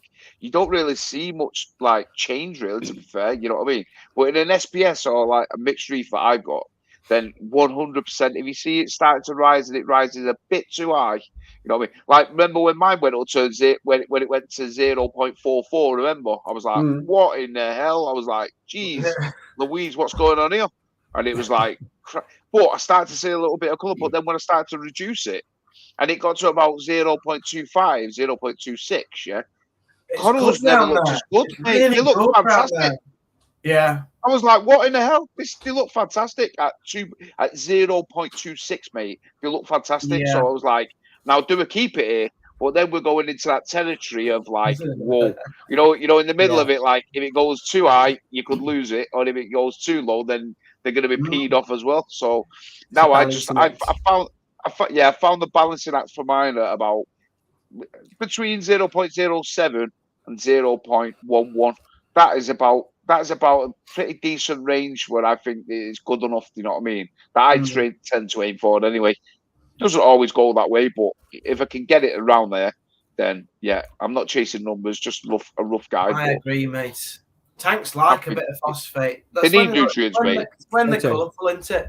When they're colourful. They need it. Yeah, they need it, mate. They need it for sure. Well, it's food, isn't it, basically? And if you think about it, like we talked about years ago, like different opinions and stuff. You know, when I think about it, I think, hold on a minute. When they used to say the lower the system, you know, if you have an SPS, you need lower nutrients, you need low you need low nitrates, you need low phosphates and stuff, as low as you can get it. And then in hindsight, in retrospect, when you think about it, you think, well, hold on a minute, that's just like starving. How can that be good for anything? You know what I mean? I couldn't understand it when I think about it now. But that's only like a couple of years into this hobby that I've been in. And I'm thinking, well, if we were starving, we would waste away, wouldn't we? You know what I mean? Yeah, we wouldn't. We're back to Slimming World again. We wouldn't need Slimmers World. Slimmers World, yeah. But you know what I'm saying? It wouldn't make us any good. No, but some people run ultra low nutrient systems where they keep their nutrients low, but they feed quite heavy, so they're heavy in and heavy out. Therefore, the nutrient levels are low. So it's a little bit deceiving because it's going in and they're pulling it out very quickly. But you don't see so many run ultra low nutrients like they used to. In fact, you don't hardly hear anyone say ULN, which is the term they use. In fact, I haven't seen anyone use that term for quite a while. Whereas if I go back 3 years, maybe 4 years, maybe before you came into the hobby, there was people saying you've got to run ULN, you've got to run those kind of systems. That's the way to do it. You do it SPS to your point, and it's almost like if you didn't, then you was doing it wrong. Yeah, exactly, mate. When I first started out 4.5 years, 5 years researching it, and that was the first thing in my, and I've still got it in the notepad in my cupboard. I think it is hidden away in my cup when I was jotting notes down, and it says, and you know, the first thing that I mentioned was maintain a super low nutrient system. That's what I've written down, mate. Yeah, when I was researching it, now I'm like, must be mad. I must have been mad thinking that, but that's what everybody was saying at the time. You know, you run it low. The lower it is, your corals will survive, especially if you've got SPS and this, that, and the other. It was like, right, well, fair enough. Now, people, like you said, myself included, the higher the nutrients in my system, the better the corals look. You know what I mean? To be fair. 0.1, you know what I mean? 0.1 to 0.2. I think for my LPS tank is where it's best. At the moment, it's dropped a bit, and mine have gone a bit duller. So I'm trying to get my phosphates up a little bit higher. Again, so I am feeding again quite heavily. Yeah. So I'm trying to do it through feeding. I'll tell you what you can use. I bought the NIOS Phosphate Plus, but for a different reason. So I had cyano because my nitrates were high and my phosphates were too low. Over the period of probably 6 to 8 weeks, I was dosing it. I got my phosphates up, and touch wood, the cyano's gone. Now, it could be totally unrelated, but it's the only thing I've changed. And the reason why I used that rather than feeding, I could control it. Because I can't remember, you do X number of milliliters. The only problem, it's a litre. So it'll last you ages, Jay. Oh, God, it'll last years. But, it's X amount of milliliters per 100 or whatever it takes up, so I could control the increase. Yeah. And I thought I'd try it because I hadn't done anything. I never really dosed nitrate or phosphate before. But after about 2 months, it's fine. And the cyano's gone, so gone completely from the sandbed. So that's the only thing I've changed. It could be a coincidence because sometimes it can burn itself out. But when you get an imbalance, that can, from what I was reading, can cause that. So I'm saying if you want to increase your phosphate, then maybe that could be it's about 17 quid a bottle. So it's not expensive. But if you're looking to take it up in a controlled way, then maybe use that. Dose a bit of that. Yeah, for sure. I think I will. I think I'll get some of that actually. I was going to say as well, where this time of year, can you remember last year we talked about pollen, June, July, pollen, and cyano outbreaks and things like that. You do tend to see cyano more in the big tank. I always got every year between June and July, I'd get cyano, and it would just burn out. It would just go just for that few weeks. I just ignore it because I wasn't going to create an imbalance by dosing stuff when I put it down to there because it happened virtually every year since I set up that tank, and it always start in this corner. Funny enough, where the window is. Yeah. So it would start there and then just move across, but it wasn't that bad, and it didn't damage any of the corals because sometimes with cyano you can get a skim, can't you? And it goes over your corals, but it was just a bit unsightly in the corners, and I didn't bother treating it in the end because it's just going to go in 6 weeks. That's nothing really, is it? But I've been a lot of people. I mean, I think Reef King said about it as well before, and about getting it. So we're coming up to that every year a little bit. I haven't had. So this was earlier in the year that I had it. So it wasn't down to. Wasn't the pollen? It wasn't down to that, but right. Let's go through a couple more. There's a lot of people posting. I can't keep up with this chat at the moment. So. Yeah, I'll come. I tell you what, I'm gonna go down to the bottom because it may be relating to what we're talking to, and then come back up to the top. So where we were finished on that one. We seem obsessed with high phosphates. Yeah, Richard Ross doesn't care. I think we've flipped it on the head where nitrates and phosphate seem to be higher. There we got Fragbox recent video 0.2 PO5 Farmer Watch, another 2 which is 0.2 to 0.3, and corals are thriving. Fragbox is brilliant. I absolutely love that channel. If I ever get to Toronto, I'm definitely going to go see. Again, it's another time. Mad, isn't he? He's absolutely nuts, isn't he? And he travels around. He travels around a lot, doesn't he? Quite often he's over in Philippines or that way. He goes to America quite a bit for the shows, doesn't he? He's making a fortune out of YouTube, and then Tank Range has got. They're all sold out, haven't they? Tank. Paul's got one because Paul knows him quite well. He nearly mentioned him on every video. He did. He gave him a backhanded compliment, didn't he? Yeah. By calling him a hanker. Yeah. I think it's a word he They're used. really good friends. They are. Yeah. It's like it's called the Flat, isn't it, or something? His flat. I can't remember that. Like a nano peninsula. I tell you what, it's be ideal for Steve talking about a frag tank. Yeah. But he's got him. He's manufacturing in Canada. So Paul had one shipped over. They look good. Yeah, he does. It's a tiny bit of kit. Yeah, so he's making a fortune out of there, and obviously he's got his coral farm as well. Yeah, absolutely. He's doing well. Right, I've just got a couple more on the phosphate, and then we'll move. Reef Casa, that's it. Reef Casa. That's the one. Darren, cheers, mate. Yeah, that's what it's called. Yeah. They look great. They do. Right, so I'm going to go back up because I finished on that topic. There was. Where are we? There we go. Well, he's asked, hasn't he? Yeah. So the update is I've potentially identified 2 dates for next year. Can you get it to Ross early so that it's definitely there? I will. And also I spoke to a manufacturer this week. Red Sea. Not saying.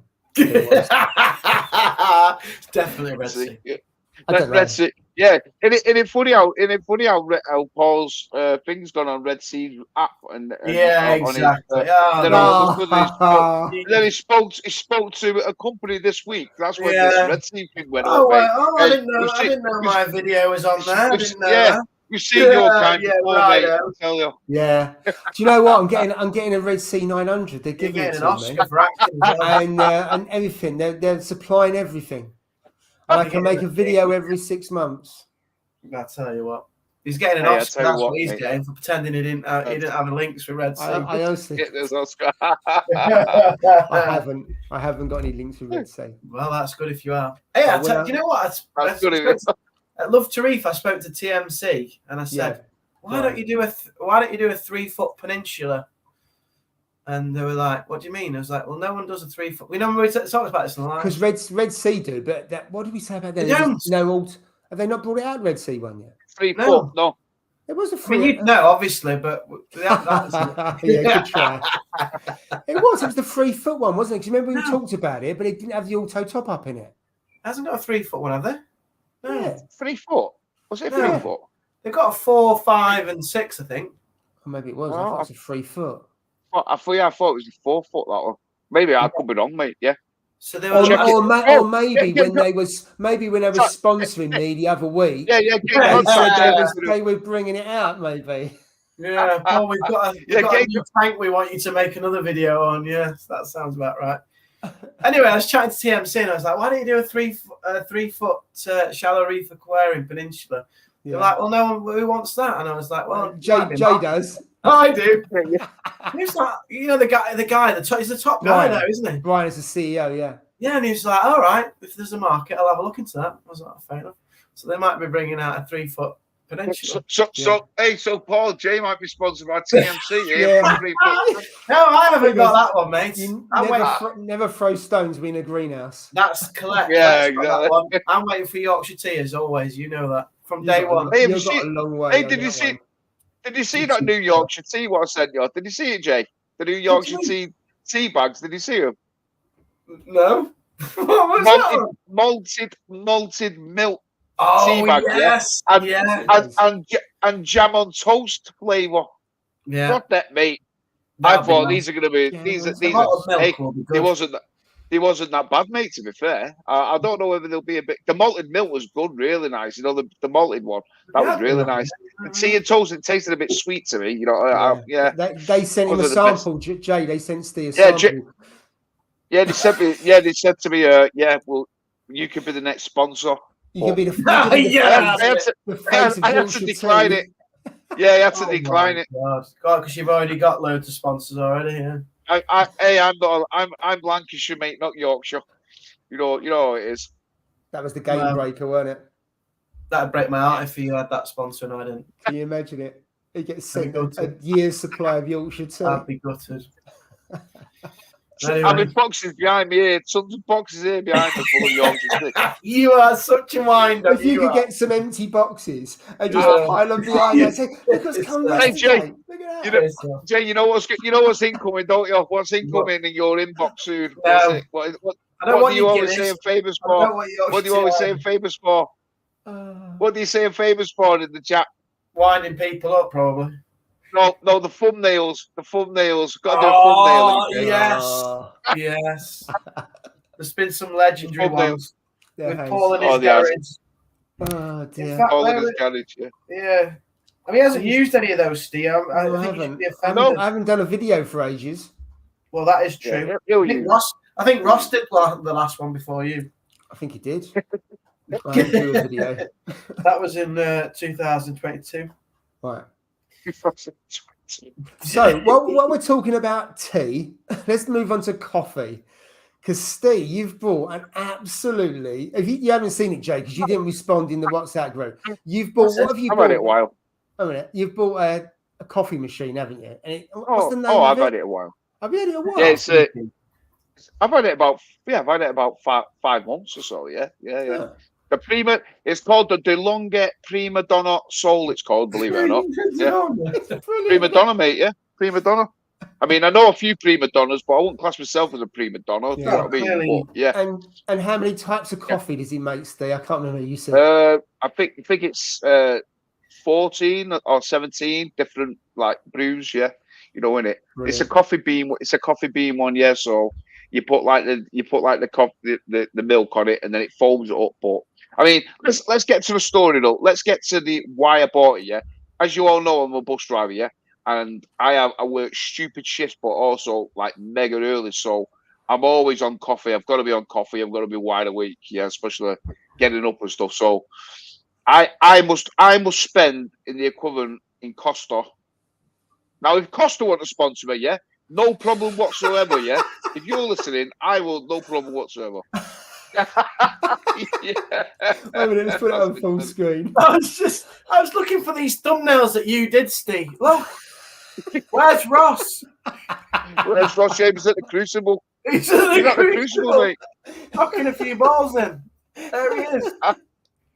Did you know that Ross plays snooker? Yeah, I can't remember. Why did you? I can't remember why you did that one, but it's a brilliant one, isn't it? That is a brilliant. It can't be Ross because he's got a smile on his face. That is definitely Ross, though. Where is it? It actually is his face. I know. Oh yeah, no. Going on to the coffee maker. So I must spend at least £45 a week in Costa, on coffees and stuff. And it was just like stupid. And I thought, you know what, it's just crazy spending all this on a coffee. So I decided to splurge out, and I bought myself a really good, nice coffee machine. Now I don't even spend anything, mate, because I have my coffee in the morning or before I go to work. I have my fix. I don't need one during the day. And then I have one when I get home to relax. And yeah, mate, Bob's your uncle. And you know what else he said? Yeah, that's it. I love it, mate. But it is an expensive coffee machine for sure. So there must be good coffees. Are they not? My wife did the same. She bought an expensive coffee machine, and she went, "It's not as good as Costa," and she carries on going to Costa again. Oh no! Like, no. I've got an espresso. I think an espresso is a bit more expensive in terms of the beans compared to the capsules, but I think an espresso is better than Costa. You reckon? Yeah. You know what I have? Like I said, I have that many different beans. I think I've got about six or seven different. It's like having all mojitos, mate. I have about 6 or 7. I have beans from Ethiopia, Madagascar, freaking barley. I have them from everywhere, mate. I have them all over the continent. Jay, he's a geography teacher. He could mark them out on his map. I quite enjoy that activity. This is Steve's coffee freaking expedition where he gets it from. Mate. Yeah. Oh, beautiful coffee for sure. There we go. We've got a couple of comments there. Went to a client's and they got a good Bugatti coffee machine. That sounds good. What, the same as they make the car? I don't know. Wow. I went to a client's last Saturday and they got a Bugatti coffee machine. Well, yeah, mine must be quick to make them coffees. It's crazy spending that on coffee. Right, okay, so let's go back. Yeah. Steve likes spending money, though. He's a big spender, is Steve? Yeah, and it's a gadget as well, isn't it? And it's a gadget. I mean, it's got a fuel down, mate. I think John's right. He is creative. I am creative, but mate, you know what? To be honest, I don't drink tons and tons of I don't drink booze and all that stuff. So a lot of it, to be fair, really on the odd occasion, if I'm it's only because I'm off tomorrow. I'm drinking. I've had one can of Copperberg. That's it. You know what I mean? But in the early days, when this live stream used to be good, though, you used to drink loads. Oh yeah, my drink, because I was stressed out to death, mate. But you know what? No, it's thinking my fix is coffee, mate. I absolutely love coffee. I just love the different tastes of it. It makes you happy. I love it. It makes you happy. Absolutely, mate. Absolutely. If you hurt anybody, it's well worth it. Yeah, go for it for sure. Right. I've got 4 ACANs and 3 are doing well, but one's not doing well and has now been deflated for about 4 weeks. Any ideas I could try help it?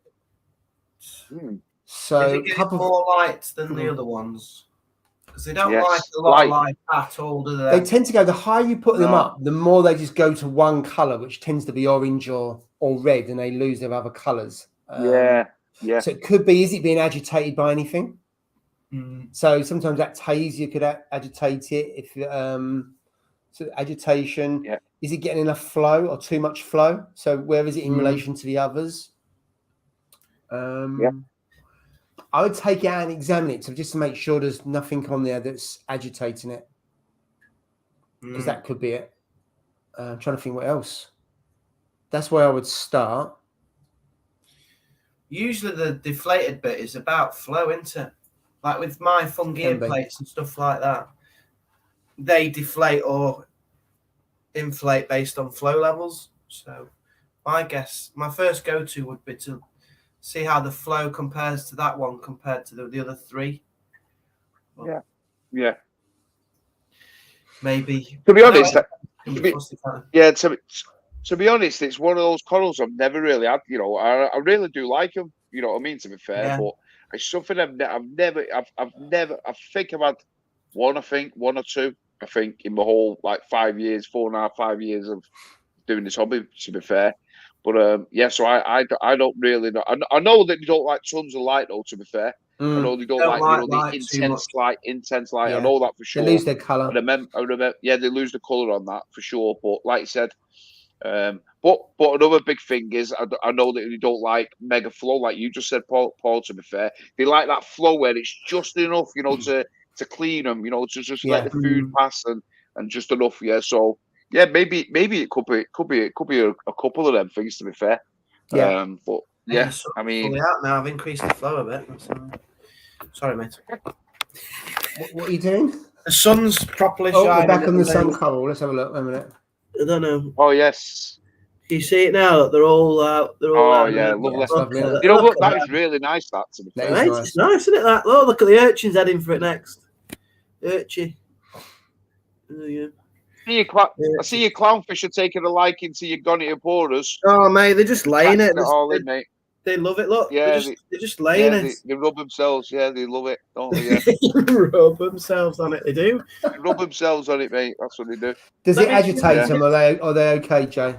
What's that? The Gonioporas, are they okay, or do they get upset? At first, they used to respond to them being around it, but I guess they just get used to them now. So yeah, and their I don't know, their scales and their poo and stuff obviously feed them. So. True. Yeah, they don't tend to bug it that much, you know. But they're always around. That's where they love. Will this work? Will that zoom work? Maybe. Zoom. Oh, we've got a macro lens. Yeah, you can see. Yeah, you can see it slightly bigger. See a bit more detail. Yeah. Yeah, I don't know. That is nice, though, isn't it? Nice, isn't it? Yeah, it's lovely. It is. £100. What's that on the side of it? Is that a mushroom? It's a little, to the left. It's a redactus mushroom, but it's. Oh yeah, mushroom. Yeah.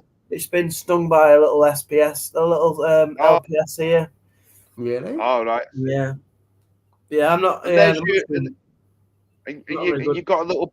Is that a little button skull in there at the back where the clownfish is? Yeah, that's not doing so well. That isn't, to be fair. It's not getting enough light. I don't think. That needs to move to the front where your chalice is. That. Yeah, I think it does. It doesn't get enough light. Don't put it too close to your chalice, though. No. But the mushroom will if it touches the chalice has got no chance. Yeah. No. True. What's not going to? The chalice hasn't got any chance. Not getting mushrooms. I find sting chalices. Oh no, not the mushroom. The scolly at the back. Oh, sorry, the scolly. The scolly there at the back. Was that a button scolly? I didn't see that. Yeah, button scolly. That. But, yeah, nice. Yeah, move that to the front, Jay, where they not too close, obviously, to the chalice, but move it a bit because it does look a bit dull there, a bit dark. Yeah, it's underneath an arch there. I think it does a bit more light. Yeah, it needs more light. That definitely. Get that moved left. Put it to be fair, as well. When I was on holiday, the clownfish knocked the sun coral on top of it. And it was covered. It covered the button scolly for about, I think it was about 3 days on my little web camera. Oh really? I know. Yeah. So now you probably noticed I've actually used putty to put the sun coral back onto the rocks. Yeah. So now it can't. The clowns can't knock it out of the cave because the clowns are just a nightmare. They do what the hell they want. They are. If they don't like something, and if they don't like something in your tank, they swipe, don't they, to move it. Yeah. They're a nightmare. But anyway, the sun coral's looking really good at the moment. It tends to be more active at night, as it were, like sunset. Yeah. I suppose also if you're feeding in the evening, then it is going to come out. It's not light related, is it? So if you fed it in the morning, it probably would come out more when your lights are on. That's it. Yeah. I mean, during the day it's quite quiet, but now at this time it's always really active. Right, let's go a few comments. I think I gave a very good update, Drippy. Hopefully that comment was before before I'm now sponsored.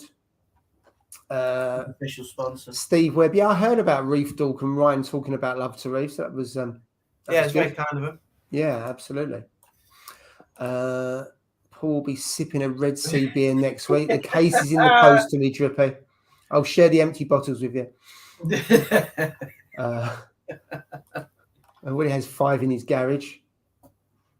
The garage. Where are we? And hopefully, John, that's what you're saying. If there's Love to Reef next year, you'll come down. It'd be brilliant to meet you. That'd be fantastic. That'd be brilliant, wouldn't it? Wow, sure, mate. You have to come to the next one. He has to come. Yeah.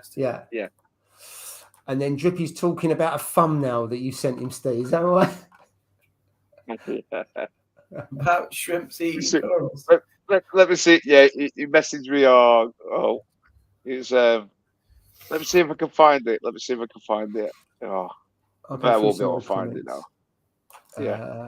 Yeah. Ross is fine. He's just really, really busy at the moment doing different things. Snooker.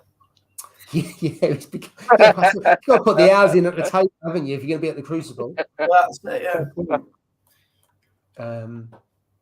Yeah. Ross should be back. But basically, at some point he will be. Someone's saying Ross should be back on. Oh yeah, for sure. Steve's got to get those beans out. You know what he's talking about is He's talking about what it's a coffee, yeah. It's a coffee called it's a coffee called civet. Well, the animal is a civet, yeah, and it's like a look. It's a bit bigger than it's like a cat type thing, yeah. And what it does is it eats the beans of the coffee plant, yeah. And it's supposed to pass through his body, and then he poos it out, and it's supposed to be like some really wonderful coffee. The beans out of his poo, yeah. And it's supposed to be like one of the most expensive coffees out there. Now, don't get me wrong, I won't be rushing out to buy any of it anytime soon. You know what I mean? Yeah, but it would be interesting to try it for sure, just to taste it. You want to get a sample? If anyone's watching, where they've got monkey poo coffee, then any of you sponsors out there, yeah, drink it on the live next coffee, week. Yeah, I'll do a post about it. Yeah, you're talking more shit than he normally does. I have heard of that. Anyway, civvy in Yorkshire means goodbye, so I don't know if that's any help. Civet. Yeah, I'll civvy. It means I'll see you later. Oh, you speak English. Oh, that's what the hell are you talking about there? That's not English. It's not the Queen's language. Civet. That's civet. Yeah, it's not. I'll civvy. Why not just say see you soon? I'll see you later. It means I see you later. I'll see you later. Yeah. Oh, is that what it means? It means I'll see you later. Yeah, you won't know because you're from Lancashire, so you're the other side. Wrong side of the Pennines, mate. Yeah, we're the best. Paul hasn't got a clue what's happened now. Well, we've gone from biology to geography. We've gone to local English language. Well, it's not really English language, is it? But I'll give you some, give you that. And the confusion of Steve. There you go. Has he found the thumbnail yet? Yeah. So basically, yeah. He went out and he bought himself a piece of rainbow, a chalice coral. Yeah. Drippy bought himself a lovely, nice piece. Yeah. But it was only tiny. It was smaller than the ones we got, Jay. So it's a tiny thing. Yeah. So I was like, I said, is that a shrimp in your tank as well over there? So I was winding him up, saying, watch out because shrimp's like a nice little bit of a rainbow chalice, like nice little lunch on it. So I was winding him up. Anyway, brilliant. I did the customary thumbnail. Look at this. With a shrimp chewing on his yum yum. You and your thumbnail, Steve. Yeah, so the shrimp was chewing on his thing. So anyway, needless to say, he was like, "Oh, please, I hope it doesn't go like." Does it really? I said, "No, only one, you know what I mean?" So basically, you wound him up to the point where he put a 24-hour guard on the chalice. Yeah, probably be sat there watching it, but yeah. Yeah, sometimes you do. No, I was only one. I can remember when I bought a Kraken and I bought a blooming. That was a chalice. No, it was a Monty. And I had a big copepod on it. I had a big copepod on it, and you guys were like, "Oh my god, what have you got there? You need to get that off. You need to make sure you dip that." So I bloody dipped it for like 30 minutes. Don't blame us. And I killed it. I And then you went, we're the murderers and then now. you guys No, went, we're "It's not only a having that. copepod, mate. Don't worry about it." I'm No, like, "Oh, that's not the story. That might be your That is- truth, hang but on that's a minute. not the truth. Oh, that is exactly That the truth." was that Monty Paul. That was the Monty Paul, the orange Monty Paul, wasn't it? Yeah, that what you Kung got? Pao chicken Yeah. thing, whatever it Yeah, is. the Kung Pao, yeah, what you paid 80 quid for. Yeah. Yes. You dipped it overnight. And I was like, You- "What?"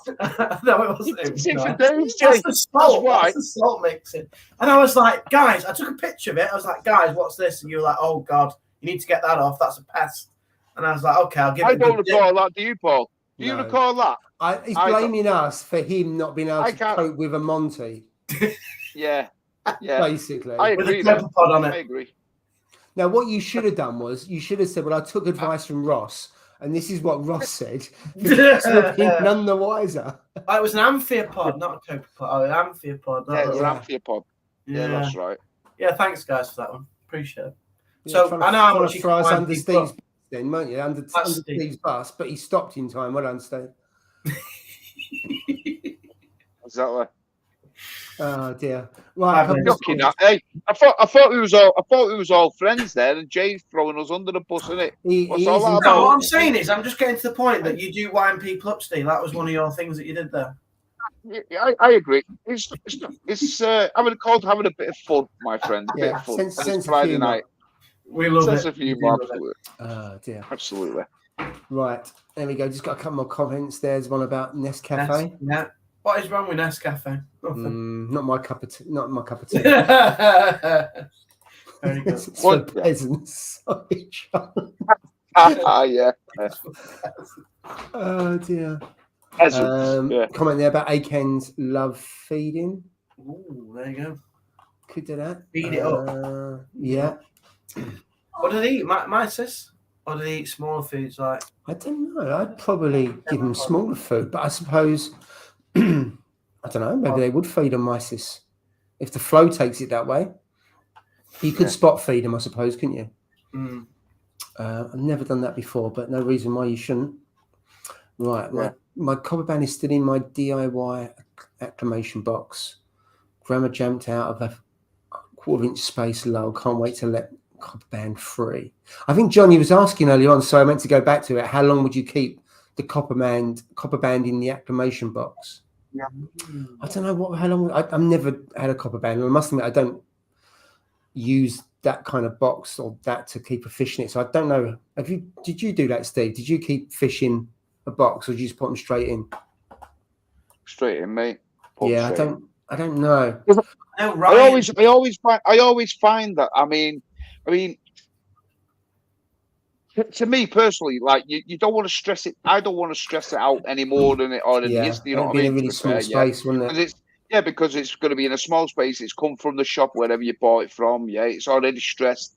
Yeah, then it's in another tank where it's like, who the hell are these things? You know, meeting other fish, and it's like, and then you put it in a little box, and then and stuff like that. Yeah, for me, I mean, all I do, is I just come it. But I mean, granted, my shops are fairly local to me, so the most I'm in the car is like 20 minutes. So the water temperature is not dropped by much. So I literally come here, put it in the tank, float it for 10 minutes, put them in a bucket, drip acclimate it for 45 minutes, 40 minutes, and then just scoop it up and put it in the tank. And that's the way I've always done it with fish. You know what I mean? To be fair, and the majority of them have survived. Granted, some of them have jumped out of the tank.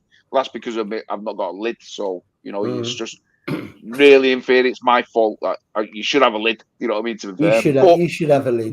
Yeah, you should. It is what it is. But I should have a lid. That's a no. Go away. Yeah. Yeah. But I mean, I don't know. I would just probably, if you have got it in, John, I would probably like I said, just leave it in for a couple of hours. I would have said 2 or 3 hours or so at the most, and then just let your fish come up, because they do come up. Come up to it. I mean, when I had the thingy in it once, then I had the acclimation box. What was it now? Oh, it was before the thingy, the RAS, not the RAS. Sorry, the cleaner RAS. I had a cleaner RAS before I met you guys. I had a cleaner RAS, didn't I? The blue and black one, and I had one of them in an acclimation box God, going back way 3 years ago or something like that. And I had that, and that was because the clownfish were like Ronnie and Reggie Craig. They were like in their element of beating everything up. So it was like, yeah. So I had it just to, just to make sure that they were like just seeing each other. And the other fish come up to it, to the box and just like swam past it and checked them out. And then I put it in, and it was okay. To be fair, it lived a good 2 years or so. And yeah, I wouldn't do it too long. To be fair. I know Ryan from Prestige Reef. He swears by using it, and he puts the fish in at midnight and stuff, doesn't he? So once they've been in the acclimation box, he feels that it helps with introducing them to the existing. A lot of people do it with tangs and Yeah, bigger fish, angelfish, copper bands. You see people do that quite a bit, but also put it in there to keep feeding as well. Mm. You can what makes me laugh though, with what Ryan, like you just said there, puts in a night time, whereas the majority of the fish are all nesting out there, they're all asleep, they're all like chilling out then, they're not noticing. So that fish then is there in the open, you know what I mean, on his own in a little box, acclimation box, do you know what I mean, he's like probably getting worked up, stressed because he should be in a cave hiding, go to sleep or whatever, do you know what I mean, and then the next week, what do you do? What does he do? Let him out in the morning? Or I don't know. He lets them out at midnight, so they're in the open tank. He lets them out at midnight. Right. Quieter time, so they're less stressed because there's no fish around. Oh, right. They can get used to their surroundings a bit before. I thought he kept it in it at midnight. Right. That's when he released it, which makes sense because a lot of the fish are away. Yeah, absolutely. It does make sense. Yeah, absolutely. Right, just got a couple more comments because we're running out of time. Mine in at night. Remember that. Right, so go back to the ACAN. So they're next to each other, haven't moved them. So I was thinking of pests, but dipped multiple times, and there was a worm, but nothing else in there. The ones that are doing okay are above that one. So it could be, if it's above one, it could be flow, could be laccolite, depending on where it is in the tank and what kind of pile you got in that. So I think it's, from what you said, if it's above, it's either light or flow. From what you've said there, but it's hard to tell. So maybe I'd move it to a different place and see where it takes you, because it shouldn't really not open for 4 weeks. Oh, so it's like you said, something's not right there, is it? But if he's dipped it, then he's eradicated that, isn't it? So it could only be a couple, can't it? Like although dipping doesn't always kill everything, but no, true. And Jay, there was at the front of your tank, is that a chalice? That's the rainbow chalice, isn't it? I think. Yeah, mate, it's rainbow chalice. Yeah, super nice. It's super nice. Maroon. So Martin's saying about his female marine clown likes destroying my tank. They can be super aggressive, and I always find I had the clowns. They were trying to host the torches. Hate clowns hosting them. I found I had to remove the torches. Duncans are okay. Yeah. They seem to like it, and chalices as well, because I've got a pair in the other tank. They just lay on the chalice all night. Do they? Yeah, they just got a big chalice. It must be about 7-8 inches in diameter, and they just lay on it. I mean, when they first did it, I went in the garage and I thought it was dead. Sometimes they scare you when you first see them, don't they? Because they are like flat and motionless, aren't they? Yeah, and then you just realise. Darren's going to send you 3 beans. 3 beans. It means the civet stuff. Yeah, John, that's exactly what it is, mate. Very good. Dear. Very good. I'm going to look that up to see how much they are. Civet cat, yeah. Thanks, Shane. Made me look a lot better. Top man. Oh, cheers, mate. Thank you. Sort out your holiday because I'm missing you weekly. Okay. Does that mean on holidays? Is that what you're saying, though? So, yeah. Depending on new fish and current tank occupants, Ryan Preston uses acclimation boxes for a week plus. And then, as you say, lets them into the tank at about midnight. Well, when it's dark. I think it's a good thing. I mean, I didn't do that, but I think I will start doing that when I have to put fish in. So what does that mean? When it's lights out? So, I mean, what do you do with the fish? Because I'd leave it in the box for maybe 2 days, I think, because then the fish will get used to seeing it. Yeah. during the daylight hours, but it'd be in the box and it'd be a bit safer. And then I think maybe on the second night, I'd then put it in the tank and see how it went on. Yeah. I do So like the theory of what he was saying. So you would keep a fish in a box for 2 days? Yeah. And feed it, obviously. No, I know that. Yeah, no. I mean, if it's I don't know if it was like a tank or something. It's a bit cruel, doesn't it? Yeah, that's what I'm saying. It's like, I mean, a little box. Imagine having a tank in there for 2 days. Oh, I don't know, mate. The acclimation box are usually quite small, aren't they? I suppose it depends on the size of your tank. You do see some people, because what was it? Arian's Aquarium, he used to have the box at the end. He had quite a wide tank, didn't he? I can't remember how big that's right. The box was. A couple of feet, maybe. Not too hard to tell, isn't it? But it was a big box, wasn't it? And he used to keep fish. I kind of get it. If you've got a big tank, you put the fish into that. Yeah. And if you've got like you said, if you've got a fairly decent sized box, like you said, 2 feet or something, you know what I mean? That hangs on the side of your tank or something, no problem whatsoever. Yeah, that's fine. I keep it in there for, like I said, 2 days, 2 or 3 days, 4 days, whatever, because it's got a bit of swimming room on it. But when you see like in a little tank, the majority of them are only 12 inches, 14 inches or something, no bigger than that. It's a difficult one, isn't it? I wouldn't like to keep it in there for the day or two. I just don't know. But I can see why people do it, and I can see why people don't do it. Yeah, sure. There's an argument for. I mean, when you had your scooter Blenny, was it? And and you used to took it in bed and all that. That was different. That was but that was different. That because that was a small fish in a little box, so that's all right. It had a bed. It was a fairly decent sized box for it, you know what I mean? Because it was a small fish, wasn't it? You know what I mean? So it's, and to be fair, that was all right. Attacked, that's why I kept putting it in the box. Yeah. No, that. Yeah, and fed it. Look, tucked it in. You can't not take the pee, can it? Jay just elaborating on it. I know that, mate, but I'm just saying as in like the size of a fish. So what you know what I mean? What I'm saying, if you've got a box with a bed and a pillow and you feed it and you tuck it in, then you're right. So John, the answer to your question is get a bed for it, get a nice duvet and a pillow and feed it, and everything will be good. Yeah. Right. We're out of time. We have overrun. And if your budget can allow, get some silk sheets for it to go with as well. I know it's got to be Egyptian cotton. Egyptian cotton. Oh, you need to have ones that are okay in salt water. Though. If they're no good in salt water, you're knackered, aren't you? They'll be putting Rowaphos in and carbon because it'll be disintegrating in the tank. I've got this thumbnail. I've got this thumbnail going on in my head now. I'm just like can't get out of my head. You know what? I watch this live stream every week, and I think I know about reefing, and then I watch this, and I really don't know anything about reefing.